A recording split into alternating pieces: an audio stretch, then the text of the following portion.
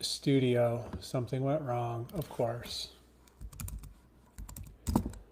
Tube, oops, video details. Bam. Damn it. YouTube. Let's just go there. Doesn't even matter. Bandless. And YouTube Studio. Hello, hello, hello, hello. Channel dashboard. Content. Is it working? Bam. It seems to be working. Fantastic. All right. So this is going to be a solo show. I don't know if the voice and the video are syncing up. It seems like maybe there's a bit of a difficulty there. Not exactly sure. I've never seen myself this big on the screen before. It's usually like a couple people. So anyhow, today's show, it's all about great. We're going to talk about various things in terms of the perspective of great. You know, people being worried about great, me being worried about great. This is something that I've, struggled with myself in terms of, doing everything yourself and putting yourself out there and being concerned about things that there's no point being concerned about.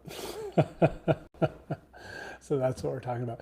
But before we get into that, we are going to say thank you to everybody with us over at Patreon, everybody with us currently, and everybody who has ever been with us over there. Very thankful for that. And yeah, without you, we wouldn't be able to do this. If you're wondering about where Nick Hill or Stephen Barton or anybody else is, Nick Hill is on a shoot in Boston. I found out a couple hours ago. Stephen is busy, and I didn't get a chance to catch up with Chris.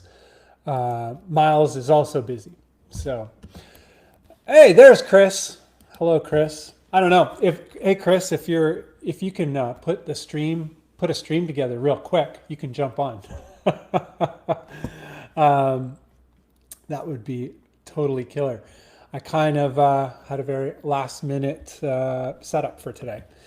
As you can see, I'm doing it at home again. But hello, Chris. Hello, 13 Flaws. Hope you guys are well. As I was talking about before you guys hopped on, I'm not sure exactly what you caught, but Nick is away in Boston on a shoot. Stephen Barton is not available. I kind of raced up to the finish line to be able to do this, and it's kind of working out so far. But yeah, Synth Chris, if you want to jump on, you still have all the same credentials. You can use the same credentials and log in and jump, and we'll get going. If you can't, that's fine. But yeah, today's topic is great. What's going on with great? This is something I think a lot of us wrestle with. Wanting to be great, or the pressure of thinking that it has to be great. And, for what does that mean? There's this weird idea of thinking about great, I need to do this and it needs to be great. And confusing like our great and the external great. And the problem with the external great is it's not a metric, it's not a target that we can hit. We don't know what great is to anybody else. We never will know. There's certain kinds of statistics and whatnot you can do to have a commercial success. But that's different. That's not necessarily art, right? So it depends what you want to do. Maybe getting clear on that kind of stuff first. That would be Great. What is it that you want to do? Do you want to have a commercial level of success in a medium such as music? Or do you want to be an artist within music? Some people are lucky enough to have both things, you know, to be artistically, to be an artist and to be a commercial success. And there's numerous examples of that. It seems that people who are at the beginning of a curve, you know, like if we talk about the beginning of rock and roll, well, various aspects of rock and roll, but if we think about things like Led Zeppelin or Black Sabbath, you know, I'm just using those examples because everybody knows them, but they were like kind of first, and they were doing something artistically different and artistically meaningful, but it was also commercially viable. But artistic things are not always commercially viable, but that doesn't mean that they can't have an audience. The reason why I'm harping on all this stuff is because I think getting a little bit clear as to why it is you're doing it, or you know what your motivations are, is probably the most important thing first. And I've run into a bunch of pals. You know, I have lots of musical friends who play guitar and produce and all that kind of stuff, or play in bands. And some of those people, it's been interesting to discover that some of those people, their motivation, their personal motivation, is one of artistic interests and creativity and all that kind of stuff. And then kind of what drives them, or the pressures that they feel, are these weird commercial pressures or weird social pressures that are sort of common within society. And I understand how those things can get mixed up. But it's not until, you know, I've talked about it with friends that we've discovered that, that there's a mix up there. And they're like, oh yeah, I feel the pressure. Oh, look at it. Got a pal here. Do I have to put you in here, Mr. Chris? Oh, maybe you were changing your name. Yeah. Oh, I'm going to do this though. How do I change it? Oh, wow. Am I full screen? I am. That's wild. So that we are, I think I just grabbed the actual, damn it. Oh yeah, right here. Maximize. There's a way to do this. Oh, I think we just click the button and it'll flip it I'm not around. sure what you're trying to do. Just so that the camera angles are the other way. Oh, There's a way. Oh, there we go. Hey, Chris. How's it going? We're staring right at each other. It's not bad. Amazing. But yes, it's since Chris and I, this is kind of race up to the finish line. We made this happen right now. Yeah. Thanks, Chris. Just got off work. Yeah, man. Oh, you got off work? Yeah. Yeah, it was same for me. Not got off work, but I was just finished. I was so immersed in an edit today that I've been racing to finish for a couple weeks now because I've had to redo it a few times. And my brain was completely in that, and I'm like, holy shoot, it's Wednesday. Yeah. Get caught up. It happens. But hello to 13 Flaws, RoughRiffs, Barry Prosser. Hope you guys are well. Thank you for hanging out. Chris, today we're talking about great, and a bunch of the sort of perspectives of great. And we could change the word great for other things. Like it could just be good, or, the best, or, and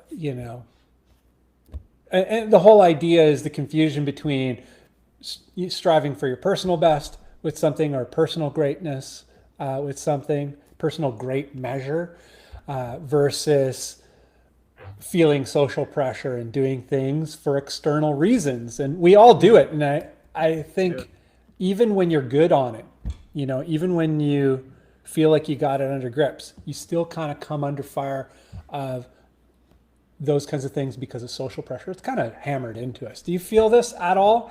Do you find yourself ever kind of like, you're working on a mix or something like that, and you're like, oh, this has to be great. Yeah. Great according to what? Great according to that, or great according to what the total maximum of what I'm capable of? Do you find this? I definitely do.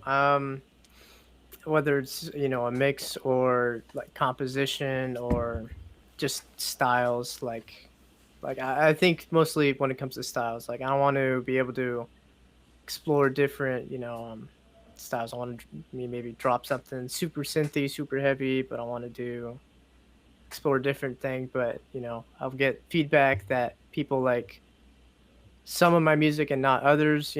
So I feel kind of pressured to go in one way or another. But I don't know. Yeah. I take what's constructive and just ignore what's not. Yeah. Yeah. Especially, I think our situations are maybe a little bit different than many others. Like, there are a lot of people who are doing YouTube and a lot of people who are doing like involved in the internet and all that kind of stuff. But there are way more people who are not. And so we kind of put ourselves out there a lot more. And I feel like it takes a while to get comfortable with that social pressure. And do you feel like you're much better with it now than you were, let's say, even a year ago? Yeah, but I think that's also because I kind of feel like I'm doing this for me, and I make sure to remind myself that I'm just doing music just because I want to. It's not because I'm trying to get big or get famous or anything. And I don't upload a lot on YouTube or anything like that. I just I've said before, like, just kind of take it at my own pace, So but yeah, I think it's gotten better. I think it's gotten easier to just relax, just to let go of that stuff. Yeah. That's awesome. Yeah, it's a hard thing. It was really, really hard for me to talk on camera, to talk in front of a camera.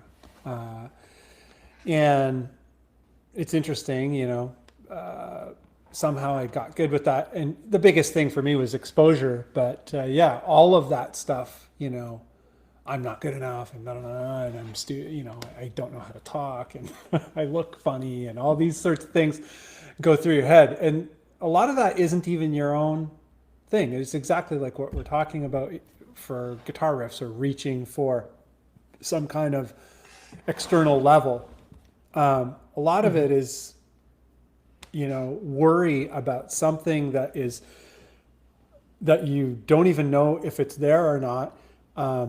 And you have no control of, if somebody doesn't like, let's say 5 people don't like something about you in terms of your personality or the music you make or whatever. I think you'd be hard pressed for that thing to be the exact same thing across all 5 people. And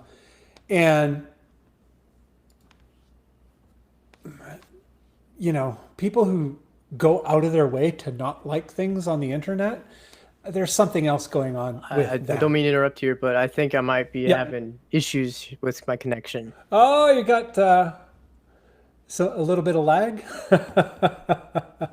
Okay. I might have lag as well. Yeah, quite a lot of lag. So one sec. Are you on a wired connection or a wireless connection?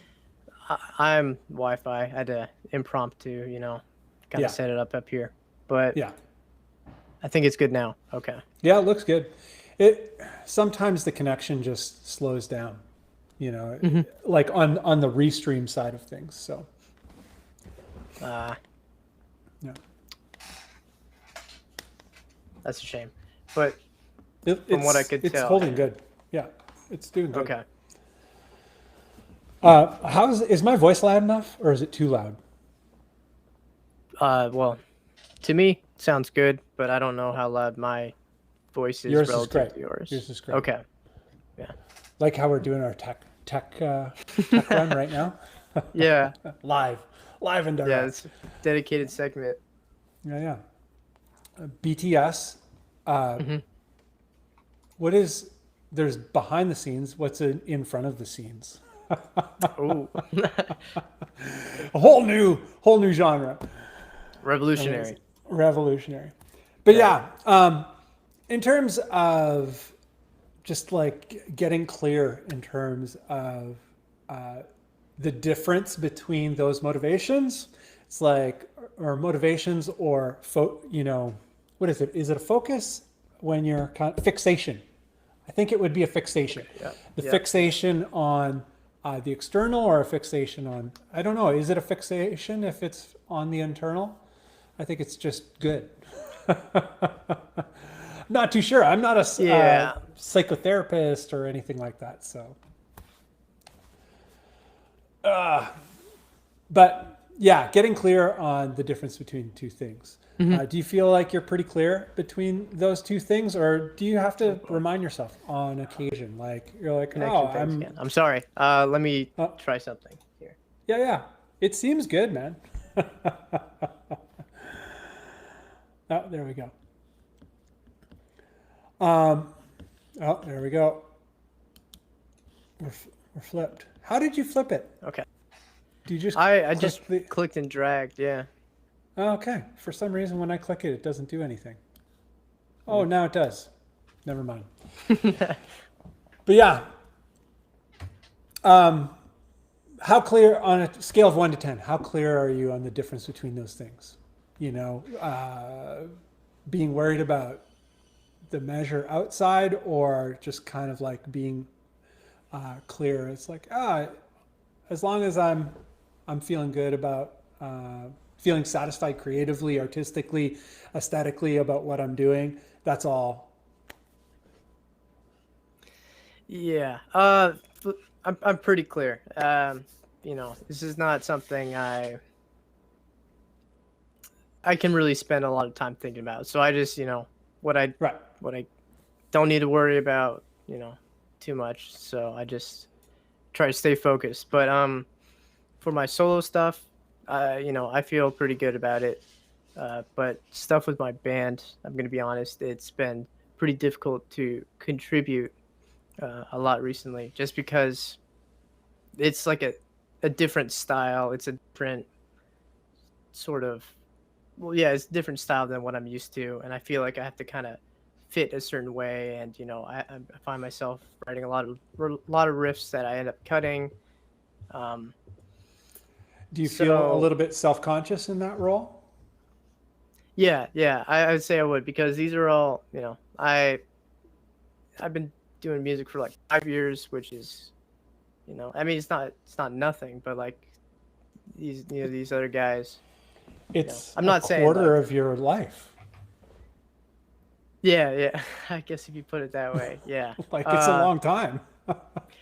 Yeah, but I haven't been as serious about it as maybe like other people would. So I'm not the best at guitar playing. I would think, I'm fine. I'm not. Yeah.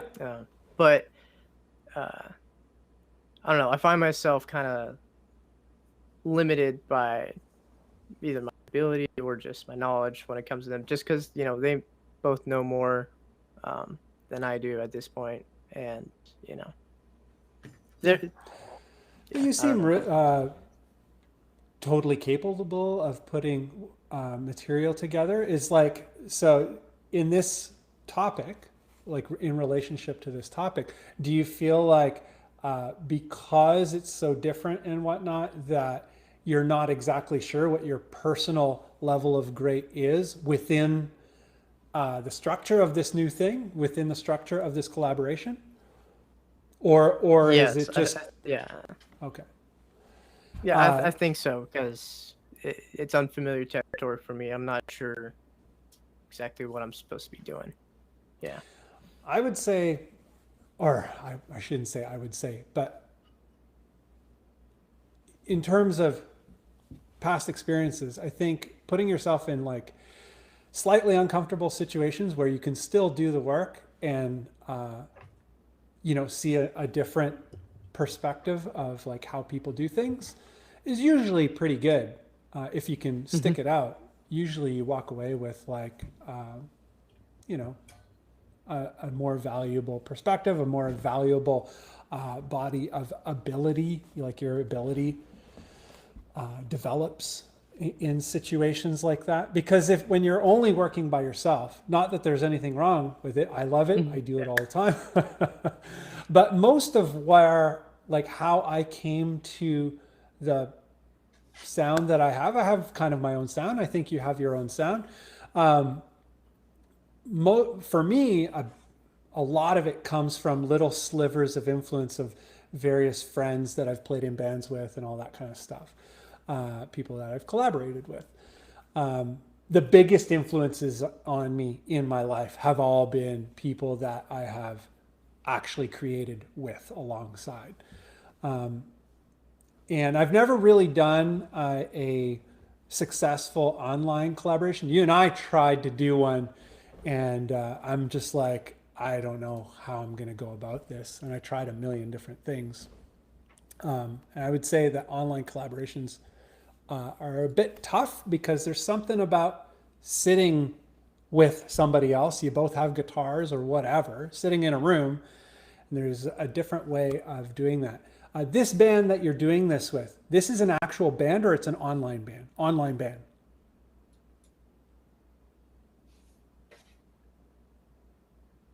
Hello? Can you hear me?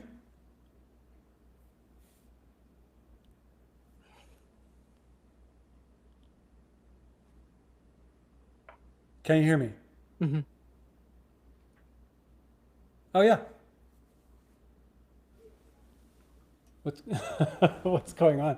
I hear you, Chris. The little demon on your shoulder. The band thing is tough. Da, da, da.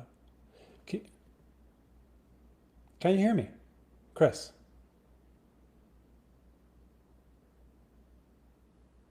What's going on? Is it delayed here or something? Drag to move? Something weird is going on.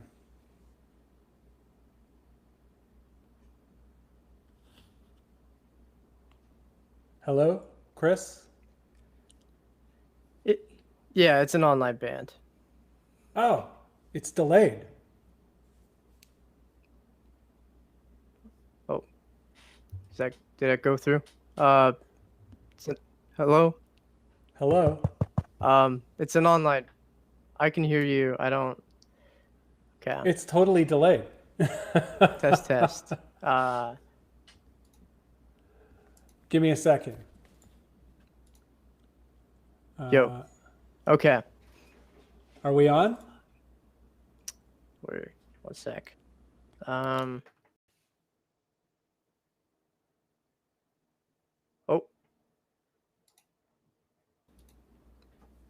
This is interesting. There we go. Are we back? How's that? Can you hear me? Weird. I don't know. Okay. I'm going to do this.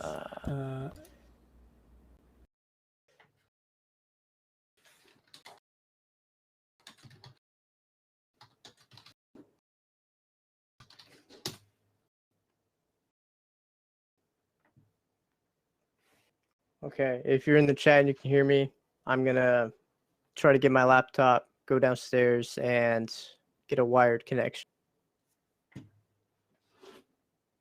So hopefully.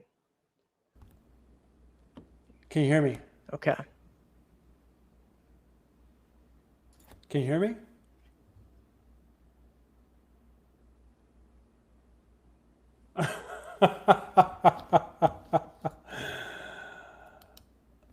This is so wild. It's so weird. Ah, man.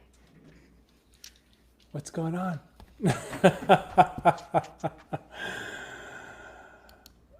Hello. Oh, my chat. My chat is, I don't see all the chat because I had to refresh the browser. Apologies, cats. I don't know. We're having some weird technical issues here. Apologies, everybody. It seems like the streams are out of alignment. So I'm not sure what to do about that. I'm not sure why it's happening, but anyhow. Hello. Hello, Aaron. Hello, Apoplexia. Hello, Barry Prosser, or RoughRiffs. Yeah, the rest of my chat is I'm lagging on. Let's see if we can see the chat here. Analytics and bam, bam, bam. So yeah, today we're talking about great. You know, the difference between your personal great and the external great, and knowing the difference between the two, and also the difference between great and perfectionism. And something I came into recently, like right now I'm working on a video and I've redone this video 3 times, and talking about it with other friends, I'm like, this is what I'm doing. And they're like, oh, perfectionist. I'm like, no, it's not perfectionism at all. It is entirely, since Chris, going to get wired. Great. But it's not perfectionism at all. Sometimes it's just not right. You know, sometimes when you're doing something new, so in this case of this video, I'm working on something different than I normally make, and I'm going about it a different way because it needs to be a different way because of the subject matter of the video.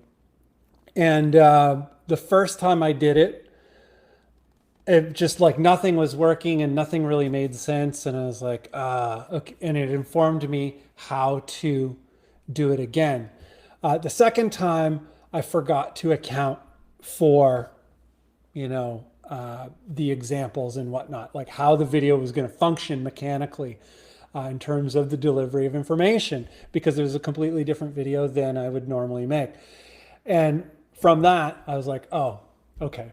Now I know basically how to make this video. And I still didn't make the best video I could possibly make. I'm going to publish it this week, probably tomorrow or the next day. But it's not perfectionism. It's just like, if it's not right, it's wrong, you know? And hopefully I am wise enough to be able to tell the difference whenever I'm working on something. And that this is an ability that we have as a person creating something. Like when you're working on something, can you tell the difference between striving for, you know, this impossible perfectionism, or if you're just like, I just don't have it right, I need to rework it, I need to start again. And sometimes you just got to start again. So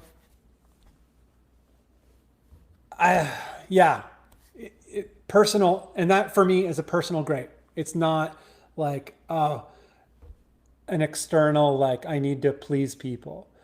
It is definitely, I need to put this information together in such a way so that it is the most useful that I can determine for other people, because that's the whole point of the video. But yeah, and if I was doing music, like right now I'm trying to learn a lot about Fruity Loops, FL Studio Pro.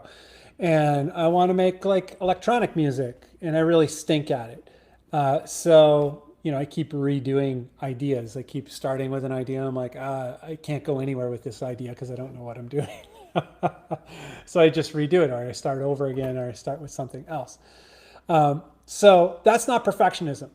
That's just like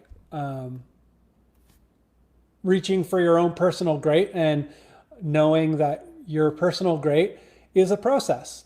And you don't always hit it out of the park, even for yourself. You know, I would say on all the material that I've ever released. I've released a lot of material that I was quite happy with, but probably a third of it, I'm like, it's like a filler track or whatever, but I need to just like be done with it and move on to more material, because I could work on it for the rest of my life and never make it better. And that's another thing. Sometimes, no matter how much you work on it, it's not going to make it better. And yeah, so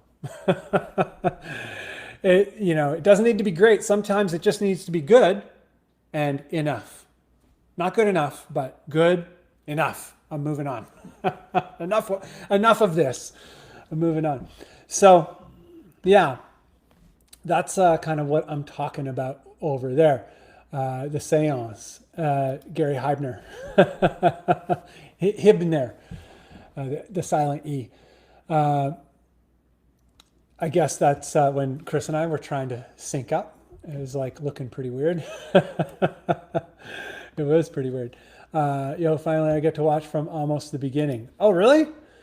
John Moore, how are you? Hope all is well. I hope, that beginning wasn't too brutal. I'm kind of flying solo. Chris is coming in and joining me, but right now he's out and he has to set up his he was on Wi-Fi and the connection wasn't good enough, so the stream was going out of sync. So now he's running an Ethernet cable. For me, my Wi-Fi is right there, so it seems it's a good connection. So we're rolling. But in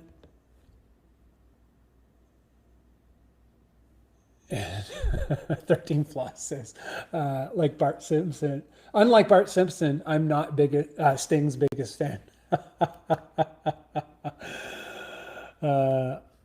Also the title, okay, Gary, you guys are having an inner chat, but whatchamacallit, Apoplexia says, Bunn, if you want to learn how to get good at FL Studio, check out, I'm totally watching those right now, for the past little while. You brought it up in one of the Discords a couple days ago. And I was like, oh yeah, that guy. I've seen him in the past. He's a monster producer, and I really like his style. So yeah, Seamless R's YouTube channel and FL Studio stuff tutorials are amazing. But yeah, personal greats. Just wanted to say hi, Mr. Gary Heibner. Yeah, hello, sir. I hope you are well. You are always well, because you're just a stoked dude. So have a good sleep, heading off to bed, and yeah, I hope you have an amazing night, man.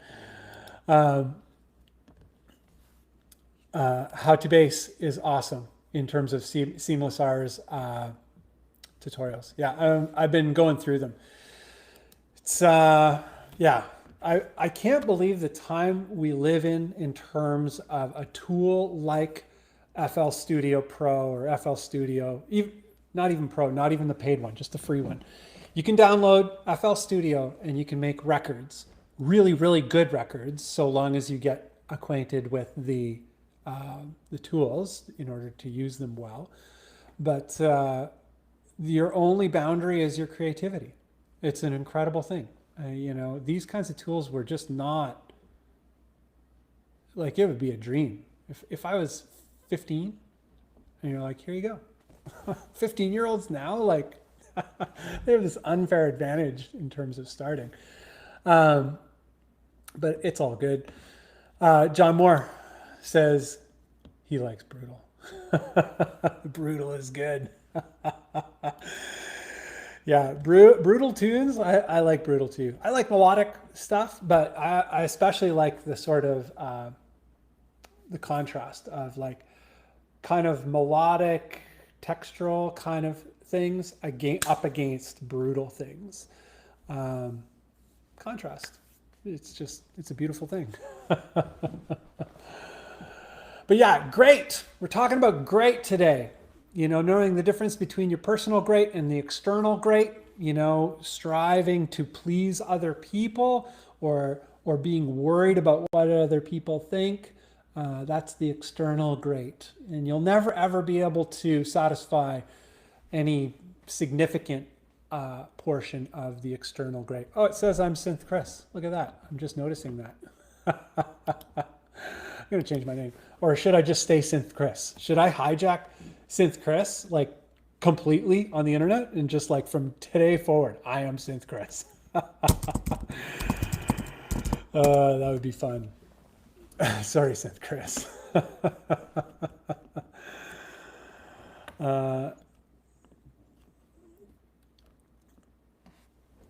Whatchamacallit.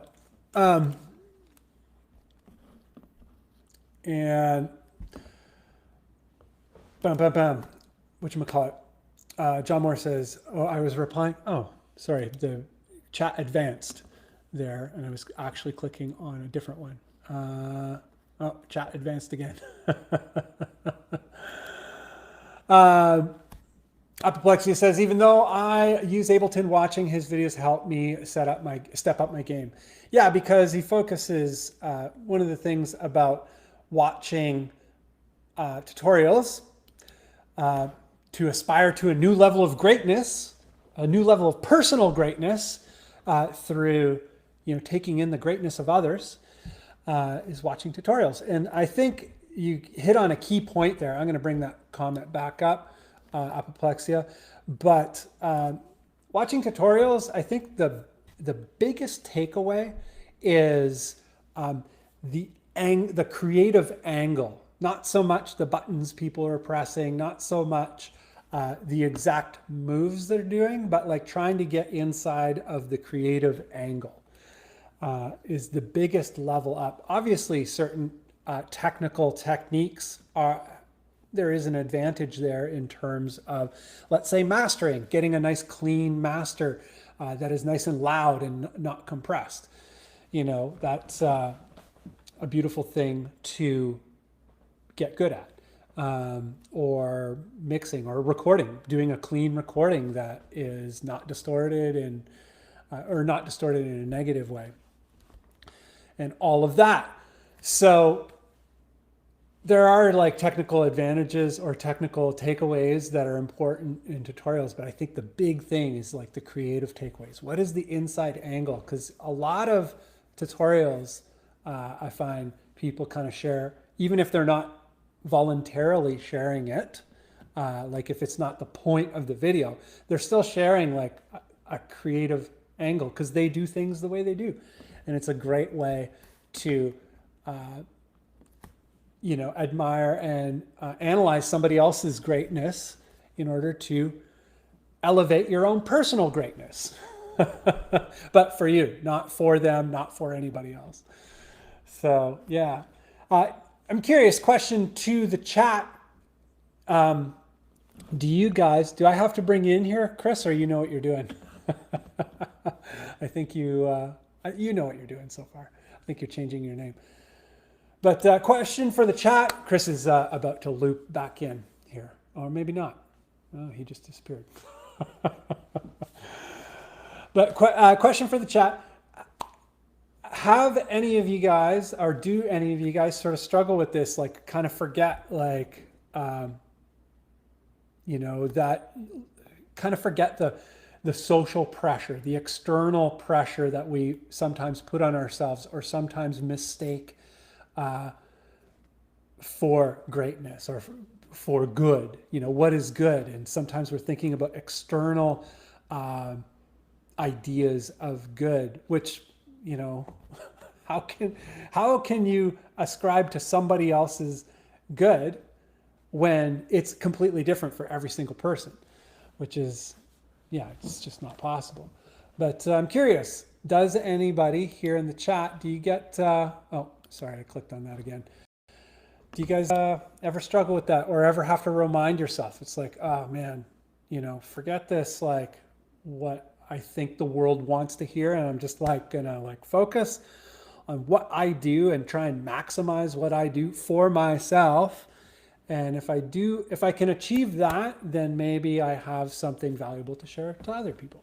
Do I have to bring you in, Chris? I think I do.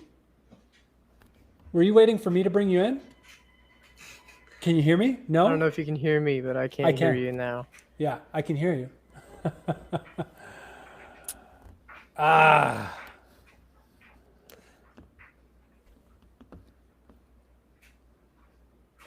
Is it just the sounds?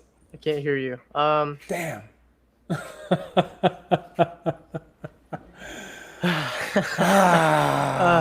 I'm gonna try to join again.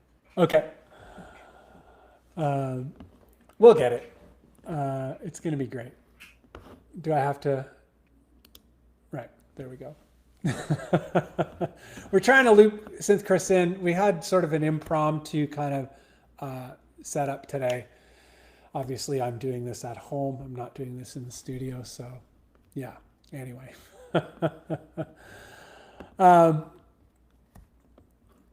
But let's see here. I started producing music with FL Studio. Apoplexia. Here we go. And Apoplexia says, I started producing music with FL Studio in 2003, and sure, it was rough, but I was definitely shooting out of my ability level. Was it great? Not really. Was it creative? Frig, yeah. Awesome. Yeah. And I think that's the kind of motivation that's like the most exciting, the most fulfilling to shoot for. It's like, man, I'm creating stuff and I'm so stoked on it. I've found every time in my life, it doesn't really happen anymore, but in the past, I'd be like, I'm going to do something good. And it's never good. Or I'm going to do something great. It's never great. It's terrible. Do I have to loop you in? Maybe I do. No? Still can't hear me? Damn it. I still can't hear you. I have no clue what's going on. Oh, sorry. I can hear you. You? Totally good. I can't hear you though. I don't know. I've checked all the settings. What are you plugged into? Yep. Yeah? Plugged in. Okay. I don't know what to do. I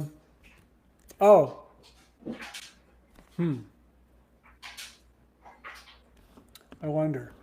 Give me a second. I'm going to do. Bam.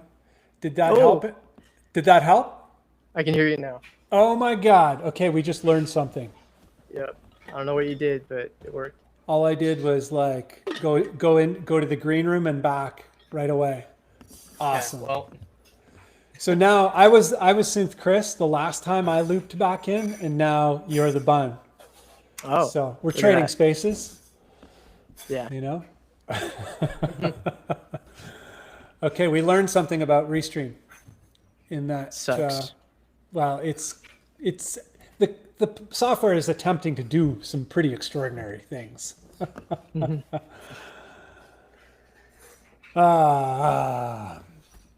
Synth Chris, before we were talking about in terms of you have this band thing that you're doing right now. It's a collaboration.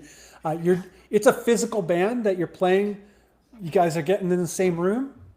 No. We're online. Online, yeah. Okay. Yeah, and it's got to be a little bit different, I guess. So I was talking earlier about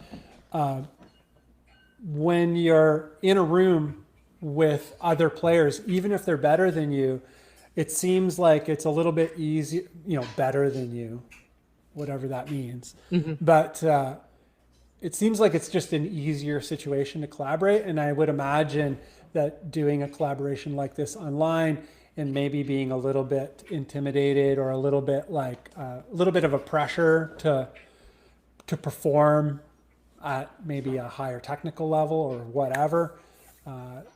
There's a couple more hurdles in terms of doing it online because you're just not in the same room. It's just a different feeling out process. Would you say that's true? Yeah, I'd say that's true. Right. I have worked with like an in-person band, just some friends from high school, but we could just jam, something that we're not able to do online. yeah. It would be a lot nicer to be able to like actually meet up in person and play along. Where are they located? One of them's in Florida, one of them's in Ohio.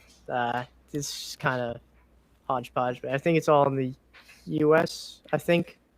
Right. Yeah. But yeah. So in the event that the band gets it together and gets some traction and whatnot, actually getting together to go out and do some shows or a tour or whatever is a possibility.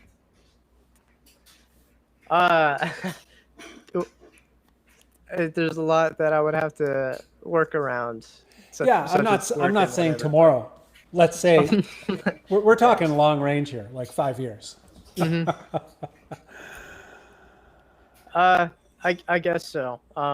Unfortunately, I don't exactly write any of my material with playing it live in mind, so I'd have to get some pedals and stuff because I'm doing pitch shifting and whatnot. But yeah, that's an interesting point right there, and I would imagine a lot of people these days, especially so you started to bring everybody else up to speed. We've done a previous episode on this, but Chris has been doing music for 5 to 6 years ish, and kind of came up in the digital age with, writing and recording in the DAW and all that kind of stuff.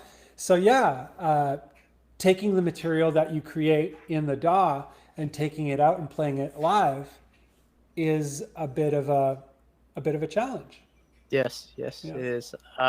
Sometimes I watched your video. You had like a block kind of songwriting thing. Yeah. I'll find that sometimes I'll make these blocks, I'll put them together, and then I don't realize that first block has me ending all the way in the bottom, and the second one's like all the way at the top or something. Like if I want to play that, I have to be a god or something. I don't know. There's just stuff like that. Right. Yeah. And 13 Flaws is a. Let me pull this comment because doing it online is much like these restream issues. There's a delay in response. You can record stuff. There's a delay in the feedback. So. Yeah.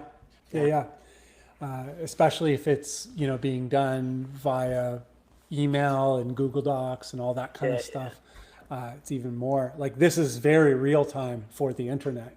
Mm-hmm. But usually the band or the musical collaboration online is far more of a waiting game.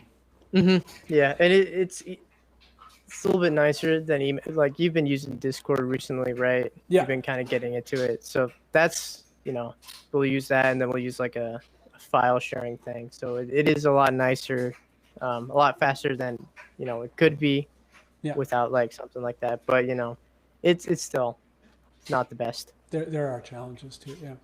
I'm going to close this door real quick. Do it.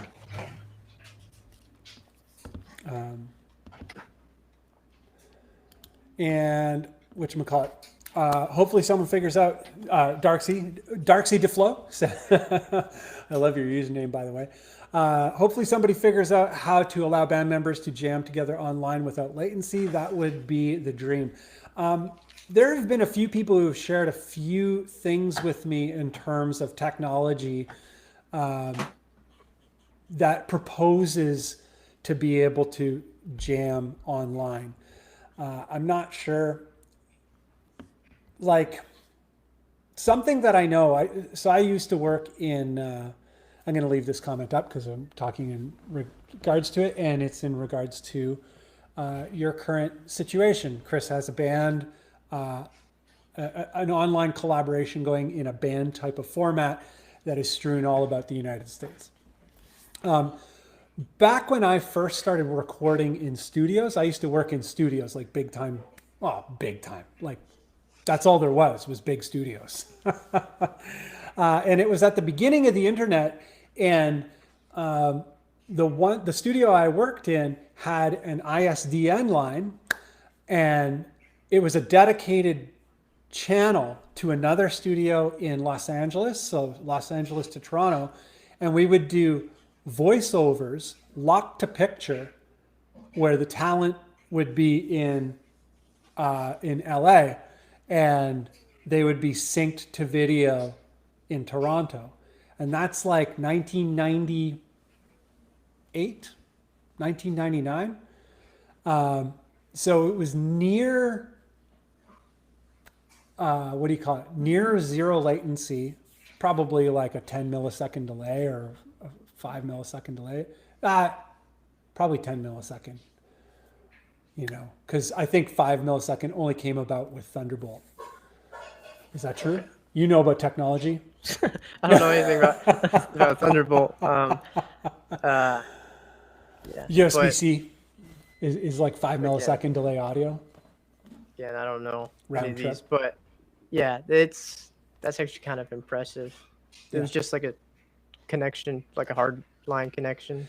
Yeah, it was like a ISDN cable, so like a network cable basically, and we had a direct connection to fiber optic at on the street level, and the fiber optic went straight out to the telco provider, and I think it was fiber all the way to the United States, and it only converted at both ends for a very, very short period, for a very short duration, which is why it was so low latency.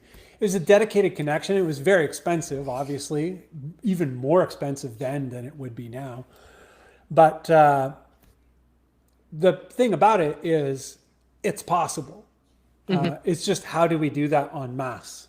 Yeah, it doesn't seem feasible yet. But we'll see. Yeah. It's maybe the answer is in the packet delivery. So moving how the data moves around, not so much how much data we can move and how fast, but how, like, what the data is, how it's packaged or whatever, encode, decode, all that stuff. Anyway, nerdy stuff. But yeah, working with others with this sort of buffer, this digital buffer, this internet buffer, a little bit different than working with people in a room, and maybe a little bit of time for the brain to stew and maybe like worry about things in a different way than being just in the room with other people.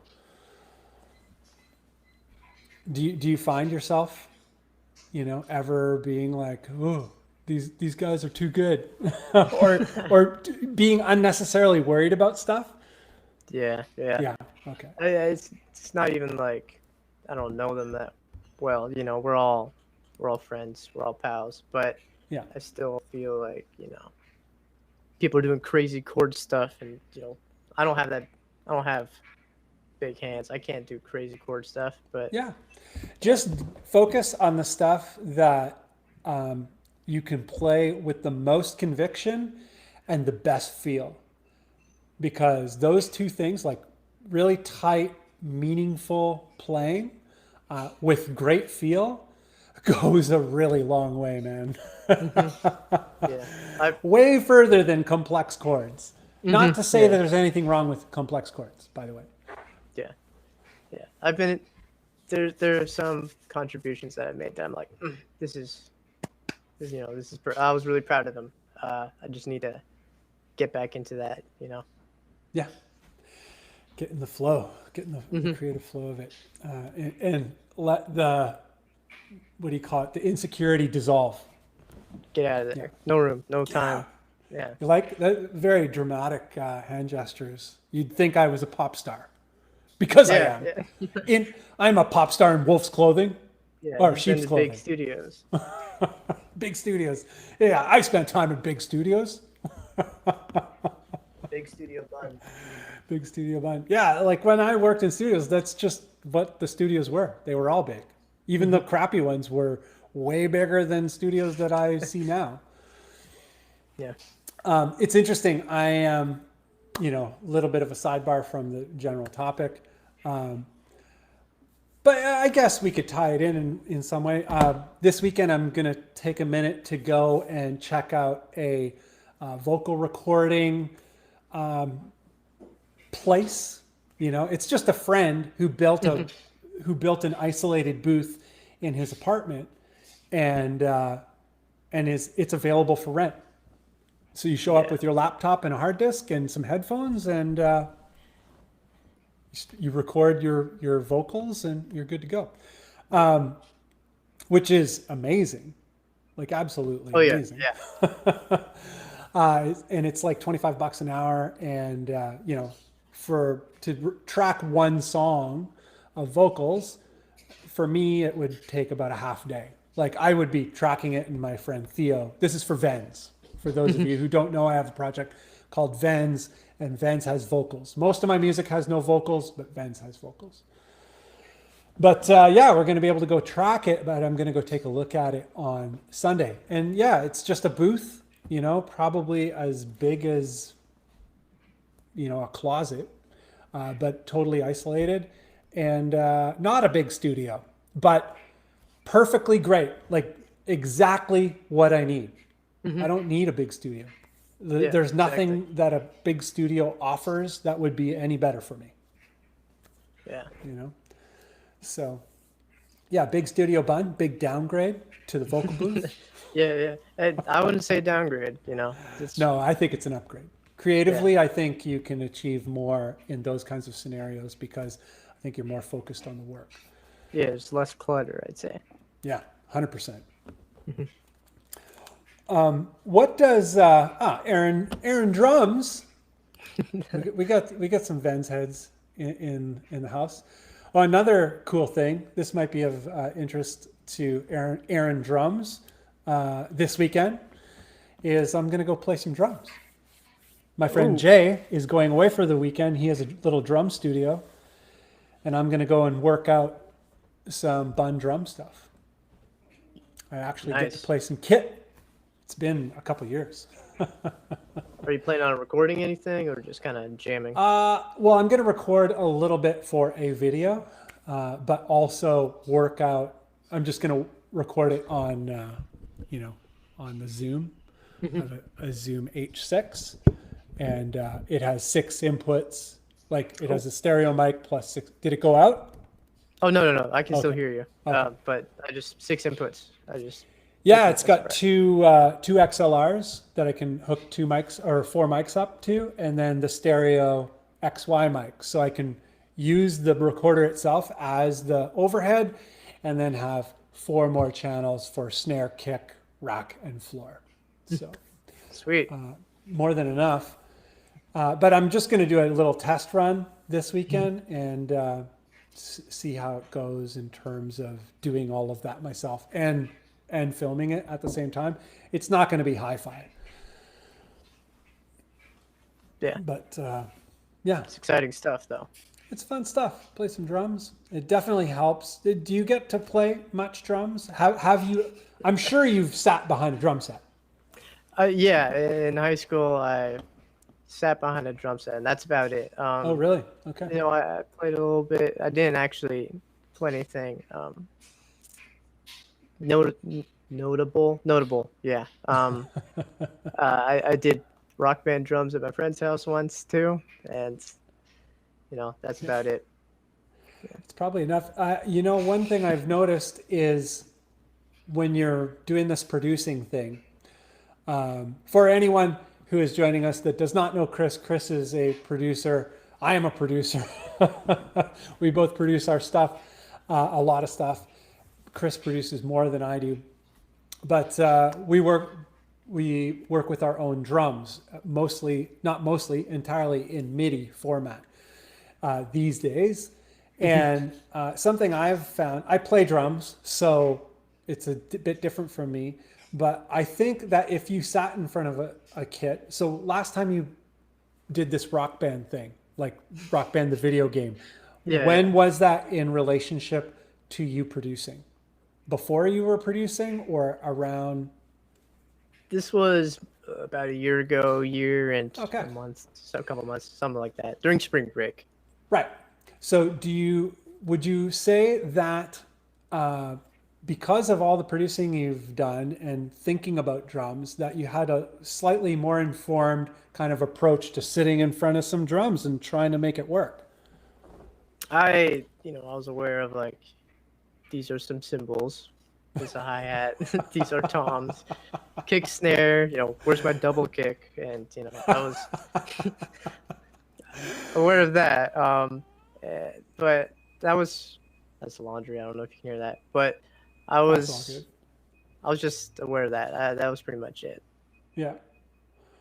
Yeah. Yeah. I don't know. I feel like I'm not sure how you go about creating drums, Me but neither. I know that you work with some pre-made MIDI, but I know that you do quite a bit of programming as well. I don't actually use any No? pre-made MIDI. Maybe for like some more electronic stuff, like if I'll have Okay. like a little trap break or something. I don't Because know. I remember But you guys were talking about it when you were on with Steven and I. oh yeah, yeah. That was an idea I had. Uh, Okay. Having like a drummer come in, do some drums. Right. Yeah. Okay. So yeah, so you do map out all of your own MIDI, so you kind of have a mind for like what the hi-hat is supposed to do, what the possibilities are with the kicks and the snares and all that kind of stuff. I think having a vision of what the possibilities are, how it's laid out, and what the possibilities are is highly informative in terms of approaching the actual real instrument. Hmm. For me, producing with MIDI and programming a lot of stuff for the last couple of years has been huge in terms of when I actually sit at the kit. I see the kit in a different way. It's mapped out like MIDI. And I have such a keen understanding of the grid now. So like what time is and where things really need to fall and what makes the difference in terms of things locking in. So I find the programming the drums highly, very useful in terms of playing actual real drums. That's Or if interesting. you're working with a real drummer, I think you have a better mind if you've worked with MIDI drums. You have a better mind for communicating with a real drummer. That's weird because I was thinking that, the other way around because I haven't played drums. I was imagining that actually playing drums would help programming, It you know, would. like realistic. It Yeah. goes both ways, 100%. I Oh, think there would be a much bigger impact on your programming taking up playing as opposed to already playing and then taking up programming. But there is definitely a huge advantage to programming, being a drummer and then programming and then having a much more methodical approach to the actual kit and beat compositions and the overall arrangement and all that kind of stuff.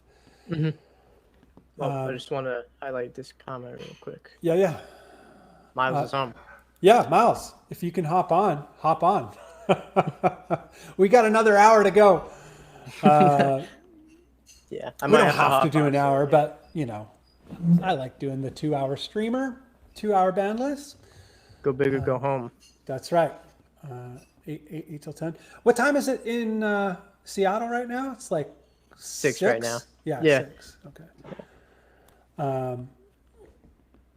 So great. And now I'm actually here. Awesome. Right. So Miles messaged from while he was en route from work, and now he's actually like in his room setting up. Nice. 13 Flies is like, yeah, get Miles on. Yeah, Sick. let's do it. We're stoked. But got a question here from 13 Flies. How much tweaking do you do with MIDI drums in regard to humanizing, i.e. tweaking velocity and slightly putting beats behind and in front of the beat? So I do this completely, 100%. I do this all the time. For people who are maybe still getting good with the drum programming, I would suggest do not do any humanizing until your whole composition is done. Like do your humanizing just before the final tracking, or maybe even after the final tracking of the guitars. So I replace all my guitars and basses after I've demoed everything. And After that, usually is when I do the humanizing, because it just gives me better control, and I can keep the working copy tight to the grid. In that case, if there's any trouble or whatever, I can always go back to it. So some people I know will do the humanizing as they go, and I think it's a mistake. I think save the humanizing until the end. Yes, it can give you a better feel in the tracking, but if you practice to a click enough, and these days we all play in the DAW all the time, so we're always playing to the click.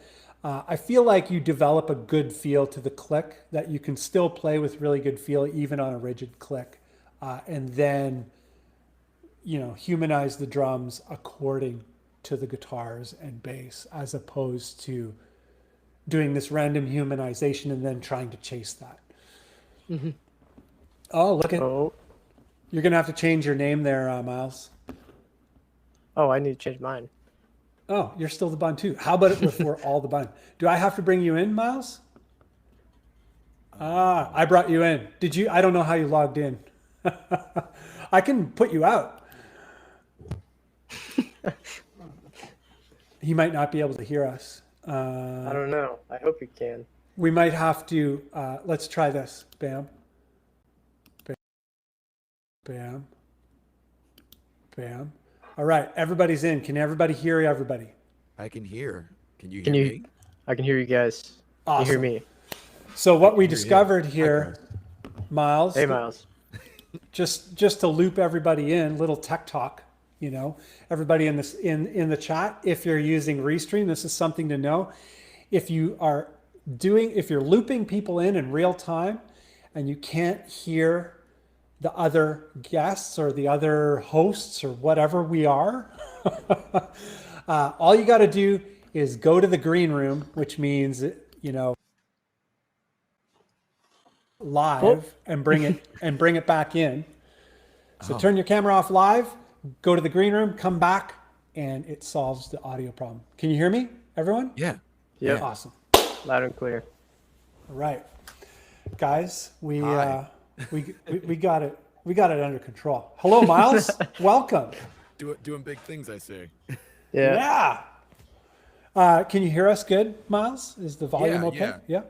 Am I coming in clear? Oh, very clear. It's like a radio broadcast. It is. It is very robust. Can I get a little bit more volume from you, Miles? Just a Yeah. tiny bit. Sure. Is that better? That's awesome. That's perfect. And right. folks in the chat, if you can just let us know how Miles's volume balance is with everything, that would be great. But 13 Flaws says it's the Brady Bunch. Oh, wrong one. Sorry. Yeah. Is Miles? Are you Tom Brady? Isn't Tom Brady like a sports guy? Oh yeah, he's football. the guy that used to play football for the Patriots. Okay, I know so much.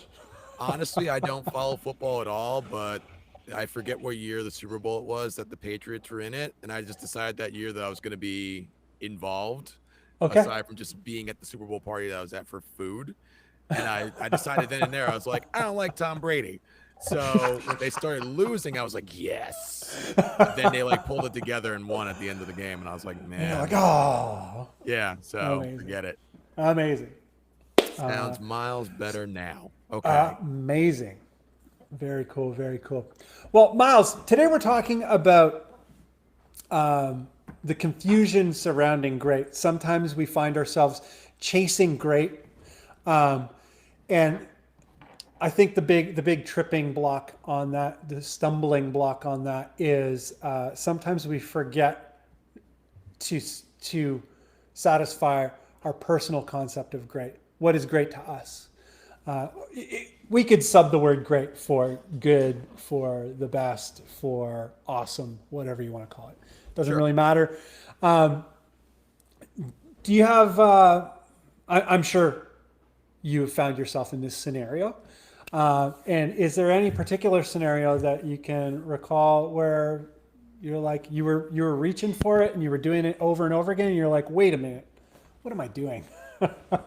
It typically happens to me around when I'm recording guitars. Um, in terms of trying to find like the tone, the Right. perfect tone, because like it doesn't exist. No. And really, what I have to remember when I get into that sort of funk is that my idea of perfect tone is kind of based off of someone else that I heard that I'm trying to emulate. And I can't necessarily do that with my guitar, with my pickups, with my setup, with the amps that I'm using, and with the stuff that I'm playing. So Right. I'll subconsciously get into this like sort of like feedback loop of tweaking the EQ on my tracks and like, the low end doesn't sound right. Oh, there's not enough attack here. And like before I know it, an hour goes by that I've just been messing with EQ rather than like finishing a song. Yeah. And so I have to constantly remind myself, like, doesn't matter. Doesn't matter. You're not making an album right now. You're trying to write a song. Just get it done and not get stuck on things like that, or like MIDI drums, especially with MIDI drums, because I have no idea what I'm doing. And so I just have to remind myself to let go. But Right. yeah, it happens all too often. Amazing. Yeah, I can totally relate to the chasing the tone kind of thing. Chris, do you ever find yourself chasing the tone? Yeah, It's yeah. got to be better. It's not good enough. Yeah, I will find myself like looking at drum tones from this band, at guitar tones for this band, at bass tones for this band, and trying to like put them together. And then even if I can get something even close to them, it doesn't even work together. And then that's just Right. kind of when I realized that, just because, there are these three good things, if I put them together, it might not be what I'm really looking for. So just Right. don't even bother. Just write something, tailored to what I've got. Yeah, make that thing work. Yeah. Yeah, you both bring up really great points surrounding all of that. Miles, what you kind of touched on something similar in terms of the guitar tone, specifically in terms of you're reaching for this tone in your head or that is on another record or whatever, but you have these riffs or this sort of passage of material. And the two things don't actually go together. They don't, Right. One doesn't serve the other. And this is something, I think we've all been through a million times. And then, Chris's scenario takes it another step further where you do that times 3. Yeah. And you're just like, why isn't this working? Well, it makes sense why it doesn't work, but we don't know until we know. Like in the show notes or in the description, I kind of, or was it that, or was it in my email today? I did an email blast today. But I definitely touched on this at some point today where it's like, you kind of need to go through that to know. Someone Yeah. telling you is never really you're never gonna lock into it. Yeah, like whenever I'm putting together any sort of recordings for whether it be videos for my channel or just like any sort of music I'm planning to release on my own before I finally give up and say like, hey, producer friend of mine, can you fix this for me? What I'll do is I'll go into it kind of like with the mindset of referencing other artists and hearing what they're doing, what their bass sounds like, what their drums sound like, what their guitars sound like. And I'll try to get the individual instruments to sound close to that, but then they don't mix together with the other instruments. And it's kind of like mixing 3 really good individual ingredients together in a soup that have no complementary elements to them together. And so like, again, it's just a matter of me like spending a lot of time trying to like work on details of factors that don't necessarily go together and that don't necessarily matter towards the grand scheme of what I'm trying to accomplish. Yeah. Yeah. And that's where, focusing on your personal idea of great, what does the material require to be great? Allow the material to inform the path to greatness. And it's hard to do because in a lot, sometimes we're insecure about it because we don't know what the answer is until we get there. Chris, I know you you produce a lot, and you probably have like template sessions and stuff like that. Yeah. Do you always have a pretty good idea where you're going to land, or do things still take form as they go? Like when you start clear, like you did that Kodo thing, and you did that finger tapping thing. That was completely different. So you don't really know where stuff like that is going to land. And Miles, you work often with like other engineers and producers. Yes? No? It depends on the circumstance. A lot of the stuff that I'll do for YouTube, I'm just doing that on my own, right? Because I just get impatient and I say, well, I wanted to put out this video Saturday, so I'm going to do this, and it's going to be done, and I'm not going to think about it. And if it sounds terrible, I won't read the comments. But when it comes to any releases that I'm doing with my band, more often than not, it ends up in the hands of someone outside of the band at some point. And I think it's good in that case, just because it's a different set of ears. Yeah. Because I will literally immerse myself in a recording and think like it's not ready yet, not knowing what ready sounds like. Yeah. Like I don't know what I'm looking for, but I'm still chasing it. Yeah, 100%. Chris, do you find that you that you have to kind of build towards the end still a lot, or do you have it pretty nailed down for your thing? I find your releases do sound quite a bit different from one to the next, but that could just be your progression as a producer. Thank you. Yeah, I think, I have the main template that has, my drum setup, guitar, rhythm guitars, bass guitar, and maybe a lead guitar in there. And so for most of my stuff that I work on, I will use that template. But if I'm adding like a clean guitar, or a synth or something, or a theremin maybe, who knows? I'll just most of that will start from scratch. And maybe, because I added in these things that the template didn't take into account, I'll tweak some settings or whatever. But I am starting mostly from a single template, and I will update my template over time. Yeah, I think that's a natural thing. Miles, you also used a template to some extent, yeah? Like you use, no? Oh, no. Do you often reach for the same guitar sounds and stuff like that? Like for me, I always use the exact same guitar sounds. Once I land on one, I'm like, I like that one. I just use it over and over again. Yeah, like once I find a sound that I'm really happy with, that sounds where I want it to be, and it's not sort of like unique to what I would normally expect to have as my tone, like in a live setting, that's kind of like what I go to in that case. Like if I'm using one of the neural DSP things, I'll have a preset thing for that. But as far as templates in terms of a recording session in Reason, no. New one every time, hey? It's brand new, and I hope for the best each time. Oh man, I wouldn't be able to do it. Yeah, especially with Contact. That's one of the reasons why.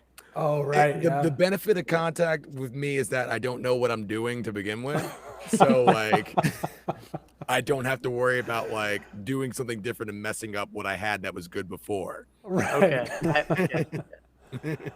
Don't worry about it. But yeah. So I would imagine, Miles, in terms of your own personal material for YouTube and whatnot, every project, like it needs to kind of take form as you go, and the material and the project specifically kind of informs where it needs to land. Yeah, because a lot of the stuff that I'm doing, or at least that I've done in the past, it's been varying in terms of genre and style. Right. Where like I did that one Billie Eilish cover that was all just on guitar. I did that My Chemical Romance thing where it was just like a layers of clean guitars. I'm doing another Billie Eilish tune soon that's basically in the style of System of a Down. So that's a completely different thing in itself. And so if it was a little bit more streamlined in terms of like the style that I was going for, I could be a little bit more attached to like a framework and consistency in that case. But there's different things each time, like that Kill Switch meets Celine Dion thing that I did. Like that's totally different. So there's different guitar tones, different drums, different attack on everything. And as much as I would love to have something that I could use for everything, it never really works out the way that I wanted to if I try doing it that way. Right. Yeah. Yeah. It's, I would say, would we all say that the material tells you what the material needs? Absolutely. Yes. Yeah. Maybe sometimes really quietly, but yes. Hey, go over here. Do this. Yeah. It seems like you have it figured out and you're not actually listening to what the material is telling you it needs. Yeah. This happens a lot. The material knows what it needs to be great. We just have to listen. Very interesting exercise. Took me a really long time to put my ego away and be like, it doesn't matter what I want. I only have what I have. I have these riffs, so I can decide on coming up with the riffs. But that's what I have now. I need to make it all work. And the stuff will tell you what it needs. But yeah, you have to kind of be an acute listener for that to work out. I see that, John Moore is saying could use a little more volume. And I think it might be the miles. I think it's just that sometimes you're a little closer to the mic and sometimes you're a little further from the mic. I brought up the gain. See right there? That's awesome. That's great. And I think it's just there's a right. your mic is sensitive to distance. Yeah, I'm gonna sit, not bobble. Sit and not bobble. Yeah. Those bobbleheads, I always get a kick out of them. The things that are on the car dashes. Dude. I'm just like, I am never bored of those. Apparently, they're really expensive to get. Oh, really? Like if you wanted a custom one. Yeah, I can't even afford a car, let alone a bobblehead. Dude, don't even get me started. Don't even get me started. Skateboards, had to no borrow problem. money to get strings yesterday. It was ridiculous. Oh. I haven't gotten strings in like a year. What? No. What are you doing? Oh, no. How do you do it? I don't know. I get used to it. I don't listen Like to new playing strings. a leather jacket. I don't know, man. I was but thinking you don't about break getting them? I guess like you tune so low that you're using pretty heavy strings, and the likelihood of those strings breaking is actually not likely. But still, they eventually start to sound kind of banjo-y. And Yeah, banjo-y, and that's the ultimate goal. That's what the mix is asking for. Need more banjo.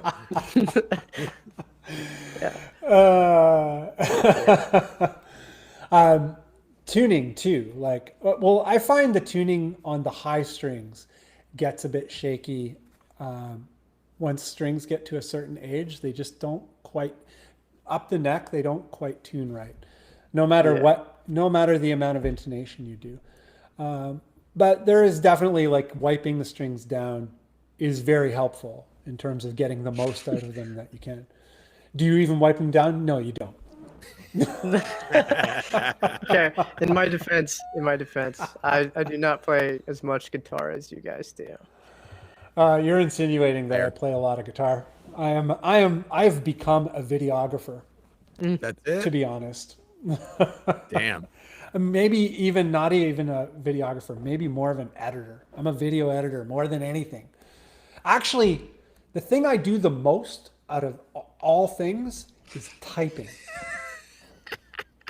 I'm an amazing typist, and I can't type. Yeah, let's do it. Let's do it. Let's do it. Let me see here. I'm gonna do this. What are you doing, Bunn? I'm doing some crazy stuff. Crazy stuff. You guys, are there any comments to respond to there? saw this one from 13 Flaws. I'm gonna pull that up. And I just, okay, I'm just gonna say, I have one guitar track that I feed both the left and the right DI into. I just have all my plugins in stereo. It's the exact same chain from the left and the right. And I've seen people do, if they're doing quad track, they might have, super wide, clear guitar tone, and then maybe a little more narrow, like darker tone or something like that. I don't even bother. And I was curious actually what you, Miles and Bunn, do for this. Miles, you first. Yeah. I'm trying to set it up so we can get some funding going for Chris here. Awesome. Oh man. Yeah, I mean, I've fiddled around a little bit with running the neural DSP stuff in stereo over 2 tracks. But for the most part, usually when I'm doing any sort of mix, I'll do 2 guitar tracks, both set like 50-50 left and right. Bass is centered, drums are centered. And if I'm doing any sort of quad tracking, I'll vary it up a little bit and I'll have like 2 of the tracks set at like 30 or something like that. But depending on what I'm doing will really kind of dictate what's going to sound right.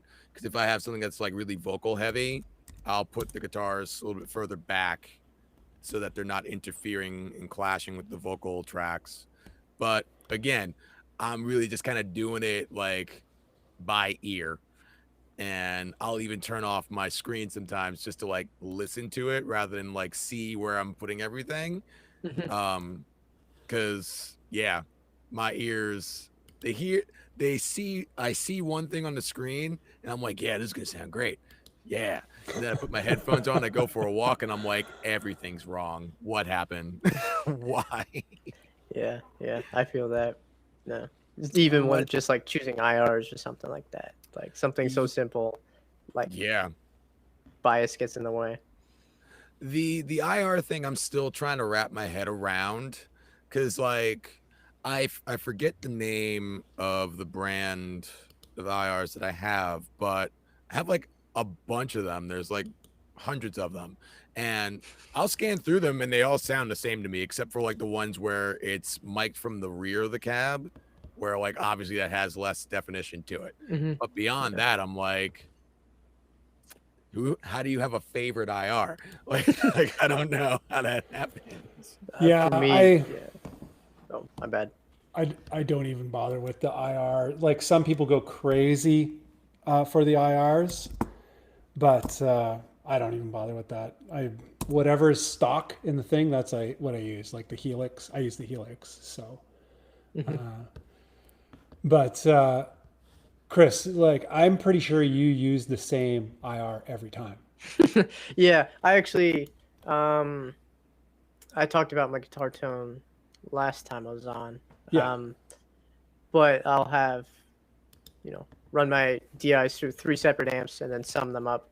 I will have, 2 to 3 IRs, 1 per track. Sometimes I'll use the same one for different amps or whatever. But for the most part,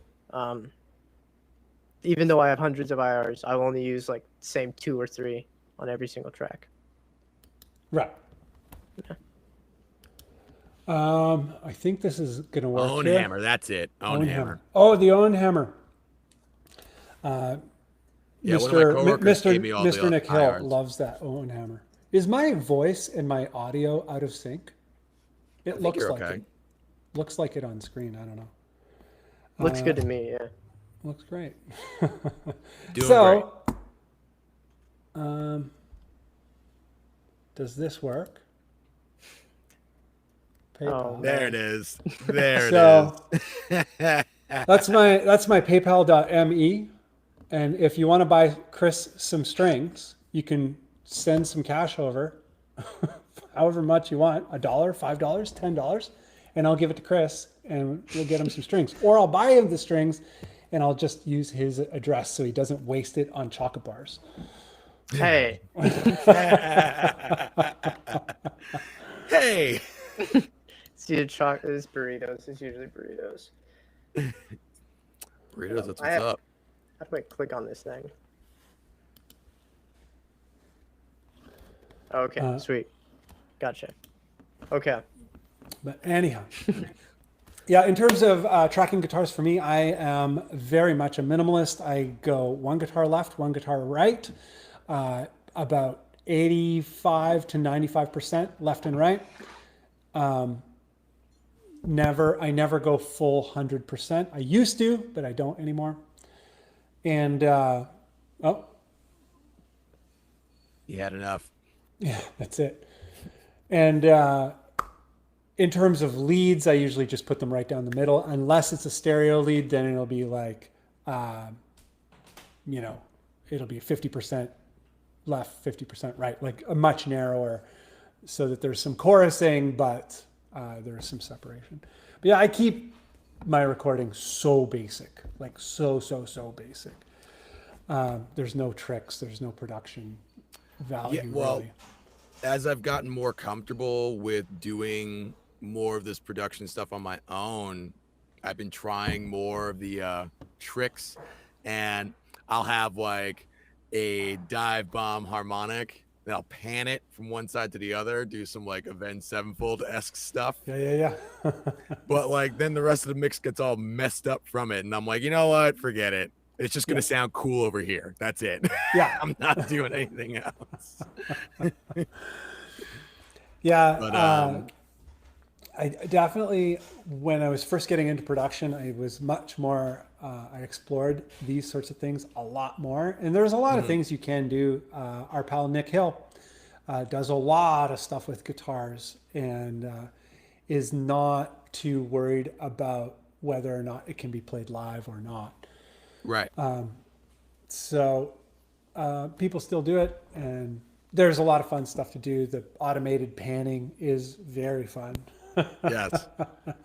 Well, I had a live performance once in the before time Yep. where our other guitar player couldn't make the show, and so we set up guitar tracks. I recorded all of his guitar parts, and we had them playing along with us while the drummer was playing with a click track. Right. So I automated pans and stuff like that. And in those circumstances, it was cool because Right. like you could hear it through like the mains from Yeah. the PA of like and all that stuff. But when I'm trying to do it in an actual like recording session itself, I think it's one of those things where if I tweak the EQ and take out maybe like some of the lower frequencies of that guitar where it is in position at that point in the mix, it might make it a little bit more not transparent, but more fluent with everything else that's going on, so that it's not like this massive sweep that's going across. Right. But like I said, every time I sit down to record and like put together ideas, it's just experimenting until I come up with something that I'm like, yeah, okay, all right. That's cool. Like I got a tape stop plug-in, so I was doing that for a little bit on like Right. everything. I'm like, oh, here comes the breakdown. And yeah, now I'm like, okay, that's dumb. I didn't know there was a plugin for that. It makes sense that there is, but Yeah. Yeah, there's plugins for basically everything now. Yeah, It's it makes sense. kind of ridiculous. We It's actually like used Instagram for production, basically. there's a filter for that. Exactly. Instagram, how's social media going for you guys? Last time we were talking, I don't think Chris, I don't think you were on that episode. No, What was our four person episode? that was us with Steven. Steven. Yeah. Yeah, Or yeah. no, us with Nick. Us with Nick. Okay. Right. Mr. Hill, excuse me. Right. Mister. Yeah. Mr. Hill. When you're that big, they call you Mister. Yeah. I was gonna say, do you owe him money or something? He's just a I big hope deal. not. Yeah. Yeah. He's a very big deal. Yeah. But the week before, I think it was you, Miles, you two, and Steven or something. You guys were talking about the social media thing then, I think. Right. But yeah, I explored in terms of an artist, like as an artist profile, I explored what is it? Snapchat? No, Snapchat as well. But what was the other one that you're on? TikTok. Explored Oh, it, and yeah. I just like, I'm like, this is going to be too much work. I guess it really depends on what you're trying to do. Like one of the things that I've been doing a lot recently with my own accounts, because it seems that Instagram is just like burying photos now. Yeah. So if it's not a Reels video, it's not going to be seen. And it's like hilarious, the difference between the two, because I'll post a picture and it'll get like 20 likes. I post a video on Reels and it gets 3,000 views within like 10 minutes. And I'm like, what? Huh? Yeah, I never want use people Reels, to use man. it. Yeah, YouTube is doing something similar. YouTube has Shorts? Shorts, yeah. And if you do a YouTube short, it goes big. But I'm just like, I don't like the format. I just don't like it. It's I like hate I it. don't want to watch it, and I definitely don't want to make it if I don't want to watch it. You know. Yeah, I did like 3 videos that were Reels that I also put up on TikTok and on YouTube Shorts. Yeah. And the sort of traffic from them varied from one platform to the next, from one video to the next. But damn, you're making bank over here, Chris. But but yeah, no, like the format itself, I think is terrible. Because it's just like it's catering to this very short attention span, and I don't want it to be like the focal point of everything now, where I have to condense all my YouTube videos to be like 5 minutes, and then that's a long video. Right. So whatever. Yeah, it's tricky. I'm not sure really what to say or do about it all. One thing I do know is to kind of just like focus on what you're doing and do that thing. At the end of the day, for me, for all 3 of us, is we're all musicians, and the only reason that we use social media really is to connect our music with listeners or to connect with other musicians, for community and all that kind of stuff. Like it's the social media, YouTube included, is kind of a purpose. The purpose to it is not to be a big deal in social media. The purpose is to connect with a few people that are kind of key to, key to why we're there. Finding listeners, connecting with listeners, and connecting with other musicians, other artists. Yeah, it's been cool. Kind of interacting with other musicians that I think in any other circumstance I probably wouldn't interact with. Right. Like we all know each other because of social media. Think about that.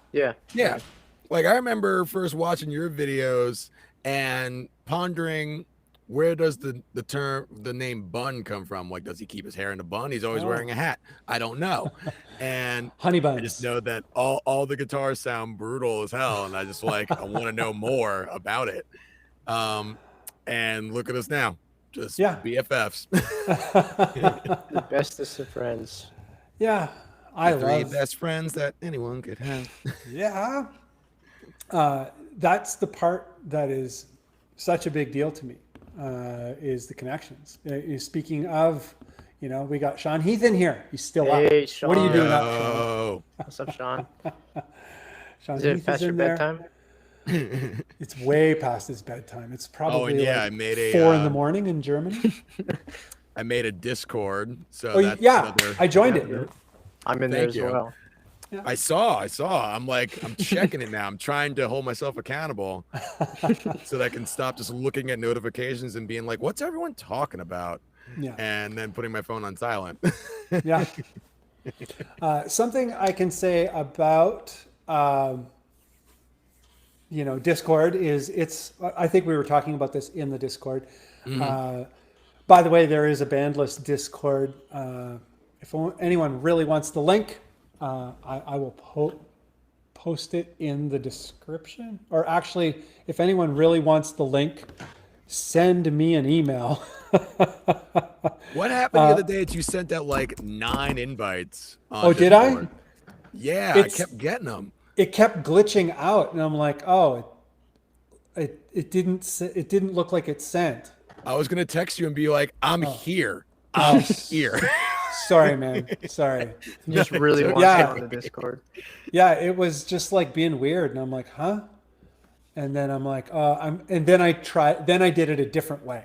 I'm like, forget this, it's not working. But I guess it worked every single time. Apologies. No worries, man. It's all good. It's better than getting phone calls about my car's extended warranty. Bunn at the Bunn.ca. Here we go. I'm putting an email in here, and if you'd like to join the Bandless Discord, drop me an email, scott@thebunn.ca. Bam.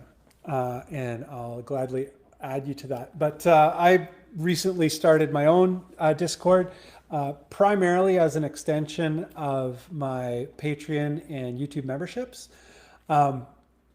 But also because I found the Bandless, it's a bit complicated. There's a lot of channels in it, and it's hard to keep up with. So whenever I go there, it's like, it really demands my focus. So I started my own, not only to extend it, but also to kind of enjoy it more, for it to be simpler and more casual. But Discord, as I was saying, I was talking to one of you about it. I think it was you, Miles. Yeah. It is a very social place. It feels the most social of social media that I have experienced in recent years. Would you guys feel similar or differently? It's very straightforward, very sort of like AOL chat room-esque. And that's the kind of layout that I like. Like aesthetically, it's very plain. Yeah. So you can just see the information that's being presented by everyone that's in the Discord itself. And I'd rather that than have like all the sort of like theatrics that are attached to everything else. Right. I can just Chris, be like, you hey, use here's Discord a link. lot. Yeah. Yeah. I'll use it. Yeah, maybe too much, but I mean, like, your guys' Discord is the Bandless one, and for school, it's really useful if I'm in like a group project. Like, that's pretty much all I use to communicate with my groups this last semester, especially since we were all virtual, or remote or whatever. Yeah. Right. And Miles, has Discord is this Discord your sort of first Discord, and the Discords that we invited you to in recent the past few months, is that kind of like the beginnings of your Discord experience? Yeah. Oh, wow. Okay. No, like I just discovered that I could have Discord on my computer on like a desktop computer. So I was like, oh cool. And it said, like, I had a little notification that was like, make your own Discord. And I'm like, you know what? I will. And so that's how I started it. And I figure it's separate from the Bandless one. So it's a little less congested. Because like you said, there's all those other sort of avenues that are in there already. Mm-hmm. And it's a lot of stuff. Yeah. There's things in there that I've never even looked at because I'm just like, it's too much. What's in there? So I figure if I made something that was like music theory, songwriting, done. And, yeah, like that's it. Yeah. Chris, do you have your own Discord, or at this point, it would just be too much? I think it would be too much. Yeah. Yeah. Whatchamacallit, we got this here. So just bringing attention to it. 13 Flaws has got your strings, Chris. We're going to set you up. Thank you, 13 Flaws. Very generous. 13 Flaws. I'm glad that app's working for you. Yeah. And shout out to Miles in your new Discord. I bet he's regretting it already. It's been okay. It's been okay. I think it's awesome. Yeah. I really enjoyed Discord. There was that whole conversation last night about like diminished triads and like how you would represent them, like how you would identify them and whatnot. And diminished triads in general are weird because there's really only like 3 of them. They're just being reordered in terms of the notes. And then we talked about this app that I was using called Guitar Toolkit, that basically allows you to just like tap everything in. You can find out what chords you're playing. Awesome. You can find out the name of some weird scale you think you came up with that isn't actually something new. It's just the Neapolitan scale. Yeah, most things are not new. It's very, very difficult to come up with something new. Yeah. I had to learn that when I first started taking guitar lessons because I thought I had all these brand new chords and stuff. And my teacher's like, no, you're just playing everything wrong. It's funny. Chris, do you ever go down the road of theory? You don't strike me as like being too concerned with theory, but you do also have quite a good ear. Oh, thank you. I used to be a lot more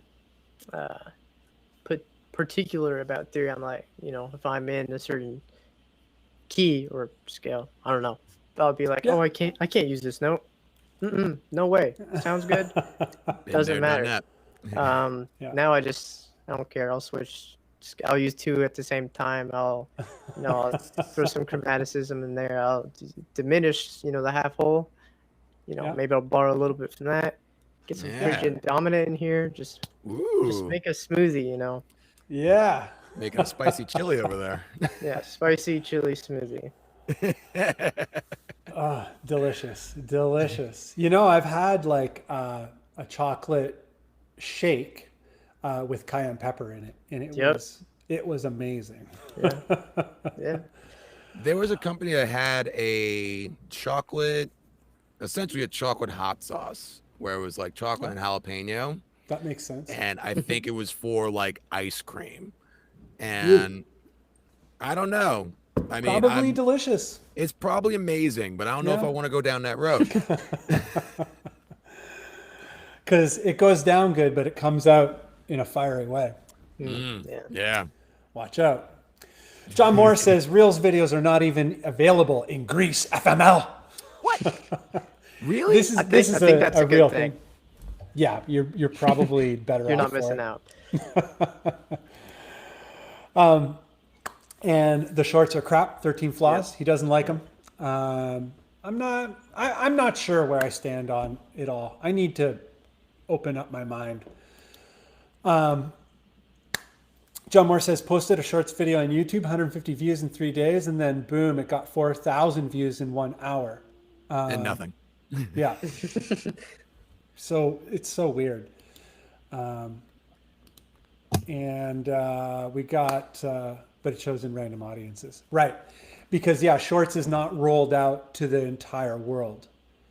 And when the algorithm casts it to an audience, it's quite random and it can be in just little pockets. Yeah, it's weird, and like I think it has to really be sort of utilized in the proper context. Right. Like when I was first trying to put together videos for TikTok within the 1 minute limit of time that you have, I'm like, oh, I could do a quick lesson on this technique on guitar. Yeah, but like I'm speeding up the video. The audio is like, I sound like the announcer in the old Micro Machine commercials. Alvin, Simon, Theodore. We're the chipmunks. Exactly. Yeah. But, with that, like trying to approach it in that sort of way, I quickly realized like this isn't going to work. Like either I can change how I'm presenting the topic that I'm trying to discuss, or I could just do something different, like just play a clip of a song on guitar. Like I did that clip of like that NSYNC song on my nylon string. People were like, I remember NSYNC, but that fits into 60 seconds. So it's done. I'm not trying to teach people how to play tapped harmonics in 60 seconds. Chris, are you a user of the new social media platforms or the alternate social media platforms like TikTok, like Snapchat, like any of these things? Do you use any of the YouTube extended like new features and on an artist level or on a personal level? Curious. Yeah. I don't use any of that stuff for artist stuff. I have like a personal Snapchat, personal, Instagram. I guess I have an artist Instagram, but I don't do anything with it. And then the YouTube stuff, I'm not gonna bother with shorts and reels. It's not for me. I'm not, saying boo, but Boo. And it's interesting Yeah. because I think you would be the target demographic. I guess so. I don't know. Sort of 18 to 24 is their principal demographic. But, you're not an average person, so not going to group you into that one. Let's be real. I'm built different. Oh yeah. Built different. Built Chris tough. Right? The truth. But yeah, in terms of the, good, better, great, Oh yes. tying it all back into all of that, with this, doing the social media thing as an artist, it can, putting yourself out there, these things,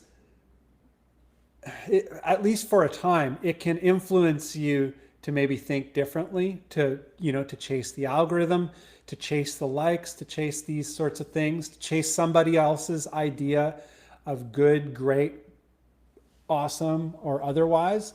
Have either of you guys kind of felt the effect of social media in this way?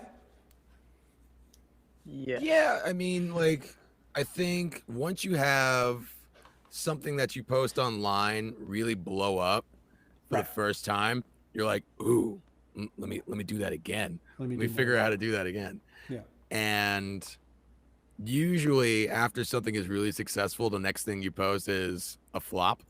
So plus, for me, at least, when I'm trying to put something together for Instagram, TikTok, Snapchat, whatever it may be, there's a lot of time and thought in the whole process that goes into making this really compact package of information, and stresses me out.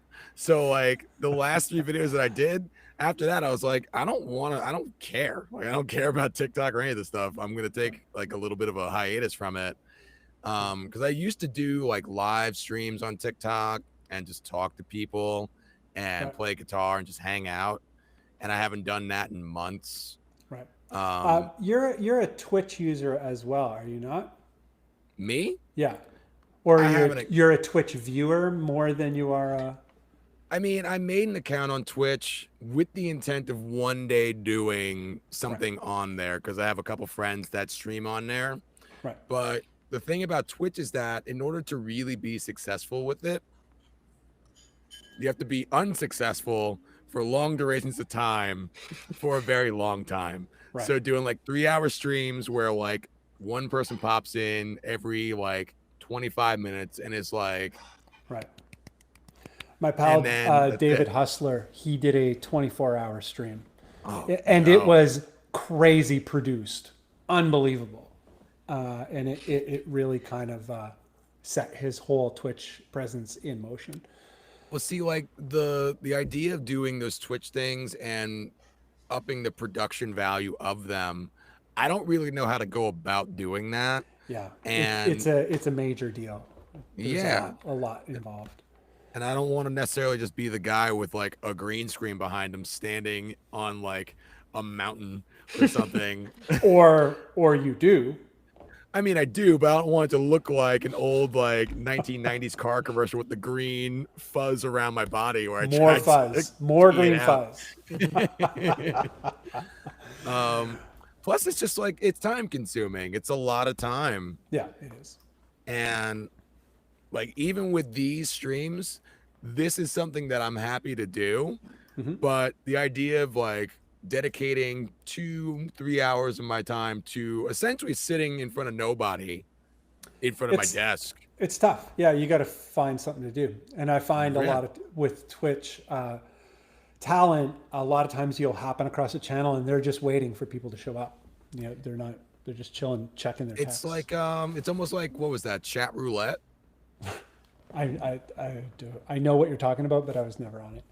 I was never on there because once I was savvy to it, that's when all the wieners started showing up. All But the bad news. yeah. So I was like, yeah, I don't want any part in that. But basically you would just be like there was one guy who blew up on there because he would sit at a piano, and whenever someone would pop into his chat, he would on the spot make up a song about that person. Oh, amazing. And so like people were like, this is awesome. And like people would like go on chat roulette in hopes of being paired with him for that purpose. And but like that's fun. That's fun, but I don't want to be that guy. No. It's a lot of thought. Other stuff to do. There's a way more stuff to do. I spent all day at work thinking. I don't want to think anymore. Yeah. Thinking is overrated. Chris, yeah, man. Do you find well, you said yes, in terms of social media influencing, kind of at some point influencing what you're doing with your music, doing what we're sharing our stuff on social media. The stuff that gets a lot of likes, there might be more of a tendency to do more of that. How has that influenced you in terms of aspiring to your own personal idea of great? It's more, I don't really feel pressure to do certain things over others because like I don't see any pattern or anything currently. like that.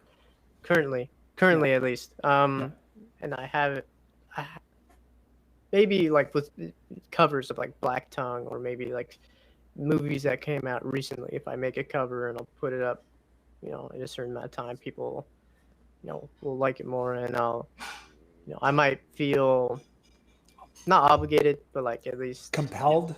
Yes. Compelled to do something like that. But it is a little disappointing sometimes when stuff that I put a lot of time into does not, and it falls flat. Yeah. Falls flat. Yeah. Yeah. One thing I have to say about kind of where all three of us are sort of at is all three of us have kind of been doing it for a little while, and we all have different kinds of bodies of work up. We all have a body of work up and out there in some way. Yep. And that's sort of the hardest part to get to. After you do it for a while, like if you just stick it out for a while, it's like, oh wow, there's like, I've got quite a bit out there. And it seems like you kind of got to get to that little plateau point before you can actually do something significant with it. And it's good to have like a slowly built body of work to get an idea of how the landscape works and all that kind of stuff, and to have that anchor out there. In this case for you and me, Chris, it's like a Bandcamp. Miles, do you have an actual Bandcamp? We've been through this. No, you do not. You have Spotify. Not for me. My band does. Right. But I haven't really put up any of the stuff that I've done through like YouTube, aside from like 2 things that are on Spotify. Right. Just because most of the stuff that you do as a music art, like as artist releases, are like full blown albums, right? Yeah, albums, singles, EPs, right. Stuff of that nature. It all just depends on the circumstance. Like the next thing I'm putting out is going to be a single. Okay. But while I'm waiting on getting that back from the guy who's doing the mastering on it, I've been working on a EP of like string quartets that I'm going to put out. Because I just no big deal. Clearly, I don't have enough things to occupy my time. Chris, I think we're having we're talking to the wrong guy here. Yeah, I don't know what this guy's deal is. Too high end. I'm too sorry. high end for us. Am I too cool for the room now? I'm sorry. I'll show myself out. String quartet, no big deal. Just gonna get that out there. Just whatever. Yeah. I mean, it's not like real strings. It's like MIDI, but it doesn't matter. It's pretty wild, man. That's crazy. Yeah, you should get a little Bandcamp going. I don't know, like I always say that I'm a big Bandcamp supporter. Bandcamp has been very nice to me. I want to do more Bandcamp. It's just that like I want to make sure that what I'm presenting on there is something that is like me, and Right. it's not something that someone could say like, "Oh, this is kind of a our fears thing. Why is it over I here?" understand. Yeah. You know. So that's been the main reason why I haven't really put up anything on there. But the other thing I should probably just do is just like actually take all these sessions that I have from the previous videos of songs that I've done. Yeah. And put them up on Yeah. Bandcamp. It's a little release. I should just do it. As long as it's like it's mostly, as long as it's original material, or you can usually get away with renditions. So straight up covers on Bandcamp is a problem. Can be a problem. When you say straight up covers, what do you mean? You can run into copyright issues, and it can get pulled down. Interesting. So like if you're trying to do an absolute replica of the song, you mean? Yeah. Okay. But like if you do a rendition, like kind of like in how jazz, they'll do complete reharmonizations and rearrangements of existing tunes. Like the Bad Plus will do Black Sabbath songs or Nirvana Gotcha. or whatever. Okay. Usually like a lot of that kind of stuff can skirt copyright. It's almost like a parody law in a way. Sure.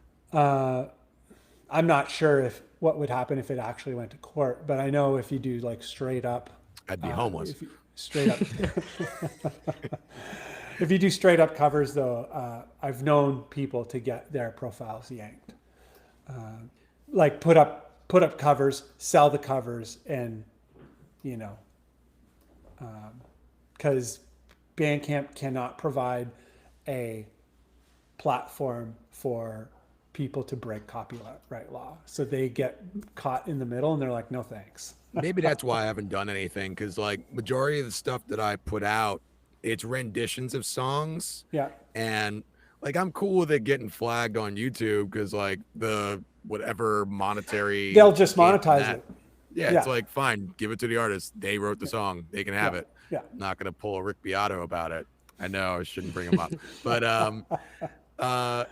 like with DistroKid, if I go through them and they do have a a cover, process for it. yeah. So like I can Yeah. put stuff up on Spotify, and I think that's why I went that route. Right. Even though it costs money, and I don't want to spend money. Yeah. Well, it's so cheap. It's like $9 a year. It depends. If you're doing like a cover and you're trying to get a copy, like a license for it. Oh, right. Yeah. It's like- an additional $10 or whatever. Per song, Yeah. Because I'd put out, like, we did a rendition of one of the songs from Nightmare Before Christmas as the band, and immediately when I uploaded like just a moving image on YouTube, immediately flagged, and I'm like, okay, fine, whatever. But then I made it available on Spotify, and I had to go through the whole copyright thing because Danny Elfman's like, that's mine. So, Yeah. I want my dollars. Yeah. Chris, do you also use DistroKid? Yeah, Yeah. I do. I haven't bought it with covers though. Right. I just don't think it's worth it.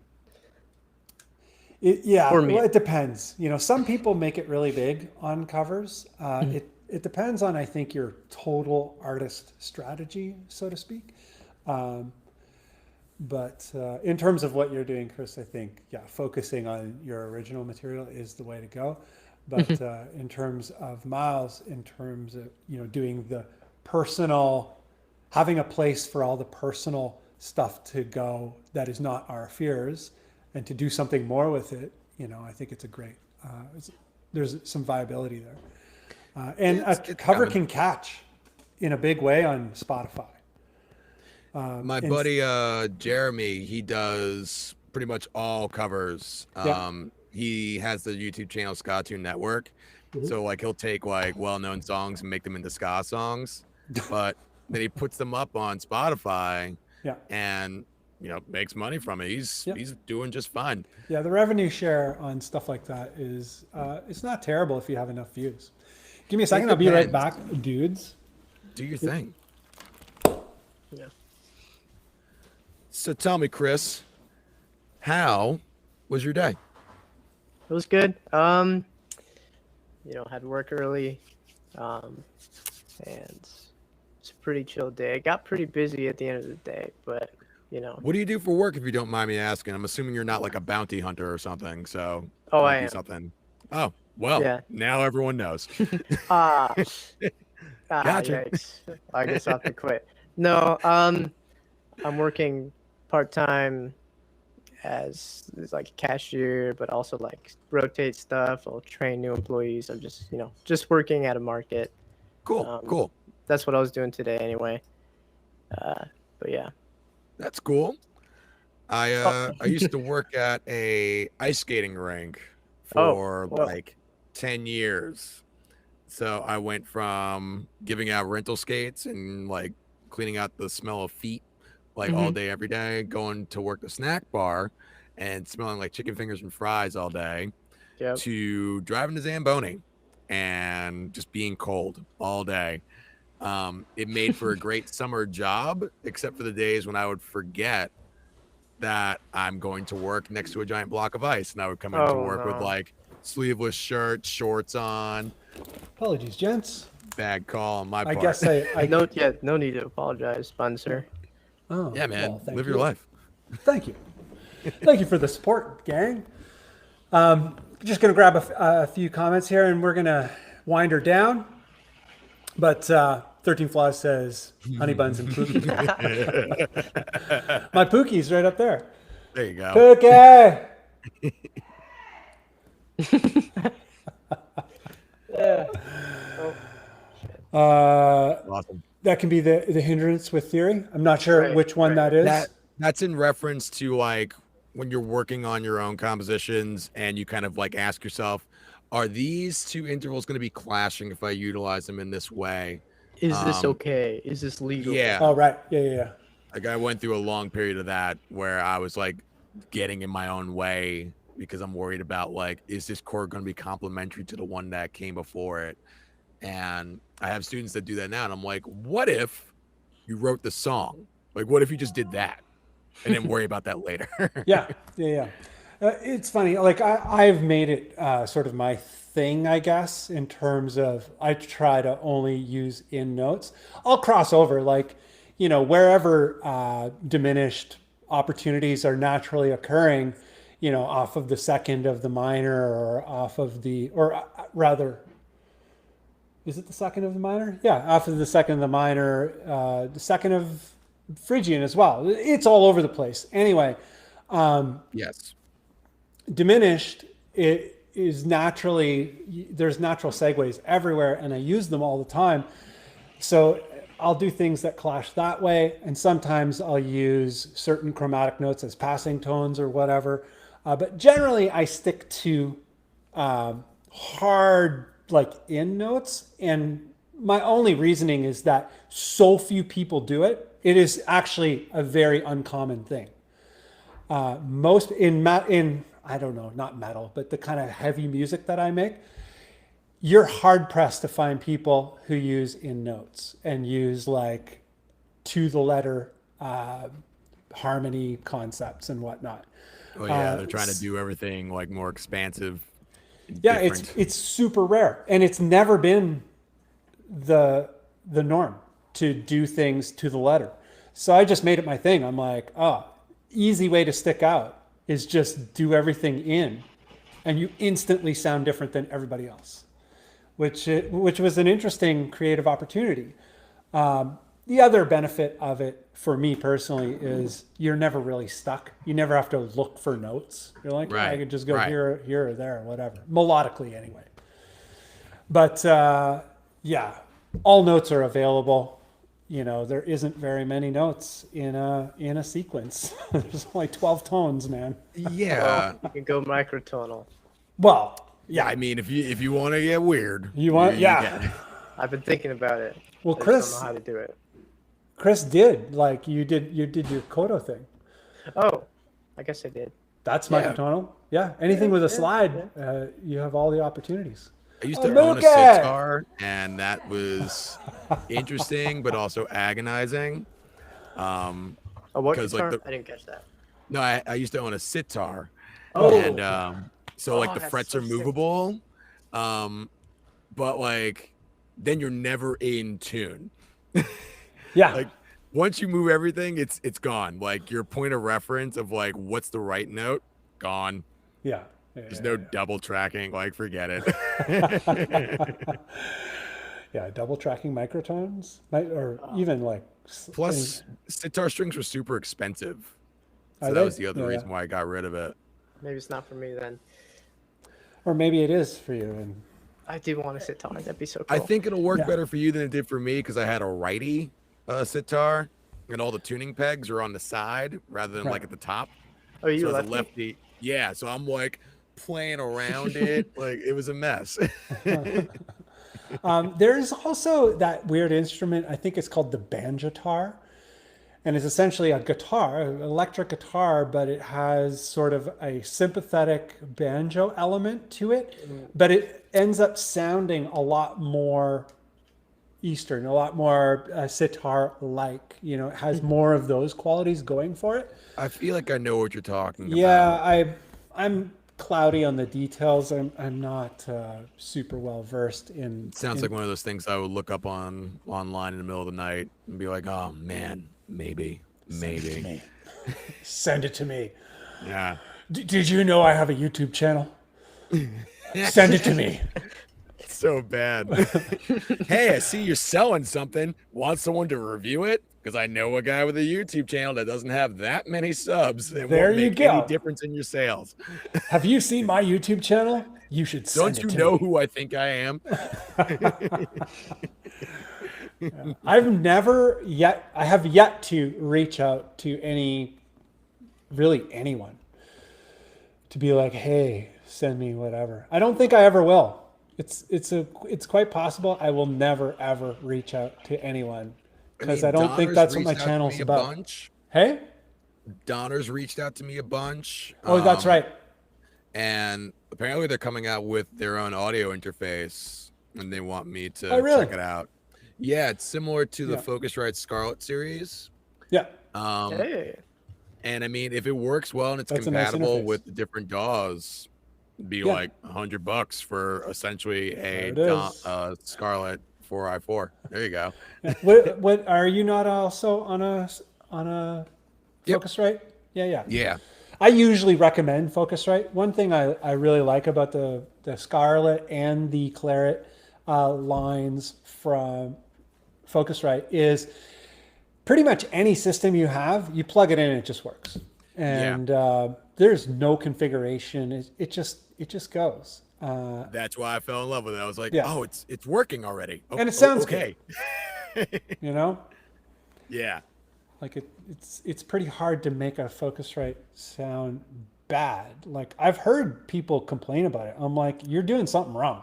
Well, that's the thing. Like, I don't understand how an interface can sound bad. It can have slightly more low level noise, but like just get a lot of level into the thing, you know? And you don't have to worry. The less you have to crank the preamp, the better.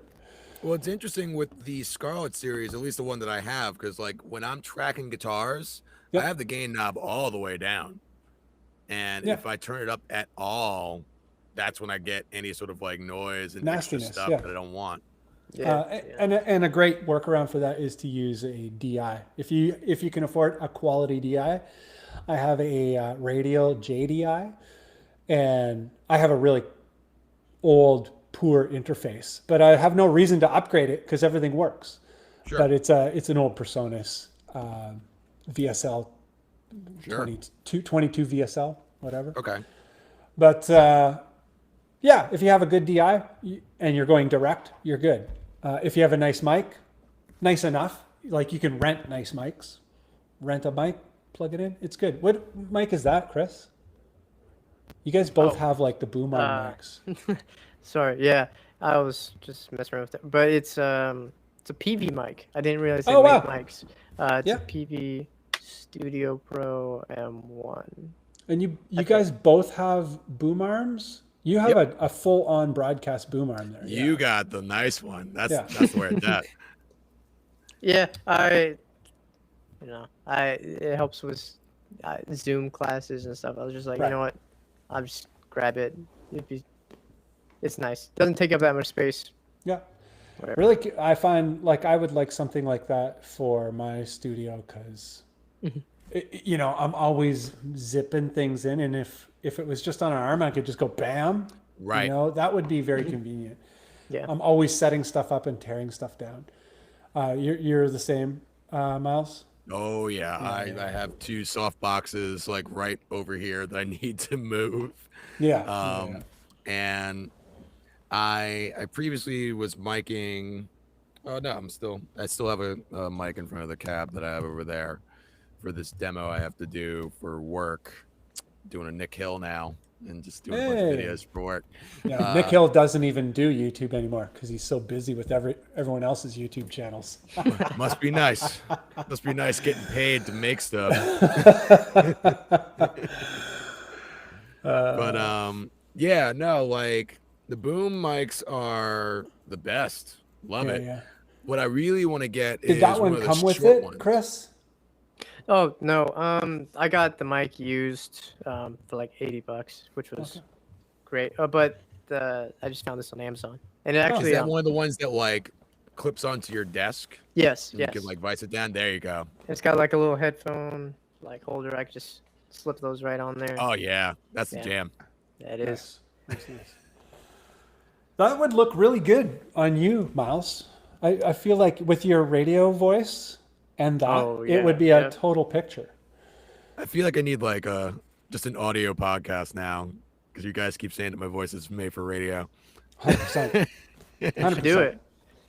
Maybe I will. I mean, Yeah. I got this new mic now, so. You have like a wicked smooth voice. Like, Oh well, thank you. all you need is the boom arm. It's all the terrible, unhealthy things that I do throughout the day. Is it really? Yeah. I can't imagine you being a terribly unhealthy guy.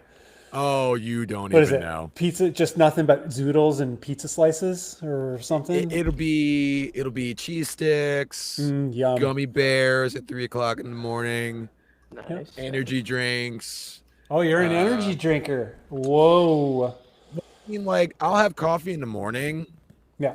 but then after that, like what happens is that if I drink too much coffee, it like makes my stomach hurt, and it's no longer making me like awake. It's just making me crazy, and I don't want to be that guy at work Yeah. who's like yelling at a kid trying to teach them And the major energy scale. drinks stabilize you in some way? Yeah, Chris- yeah. Wow. It's weird, man. It's weird. Chris, it's are you a coffee strange. drinker? No, I can't. Just because of the taste, I can't get into it. Can't get into it. Yeah. No, Seems like to be coffee an when it- acquired thing. I only like coffee when it doesn't taste like coffee. Like it's just like Amazing. Yeah, you don't actually strike me as like a coffee guy. It's like, hey man, like I want my double mocha. You're so laid back. Yeah. yeah. Imagine Yeah. if you had coffee. Oh, oof. Yeah, Suck! this would be my podcast. You're gonna just start fighting everyone. Yeah, yeah. Rage a hall. Well, I think we're going to wind her down here, Yeah. if that's okay with you guys. Sure. We went a little bit over, but I always like going over. Stop the press. Thanks for jumping in here. You guys made it way more fun, Yeah, dude. and I think we kind of touched on some kind of fun ideas. To kind of summarize or whatever, I think I'm gonna. It's not even a summarize. It's just like we were talking about social media and the reels and all that kind of stuff. I think I'm gonna actually take a better look at that stuff.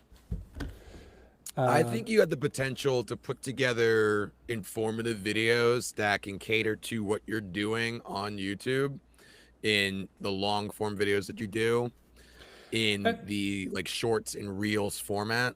Right. You know, just like almost like the snippets of stuff that you put up on Instagram already, where it's like explosion of sound and then pans to like want more, you know, something like that. But like not so much like movie promo, like coming soon this holiday season, you know? this fall. Michael Bay in Brush. Yes.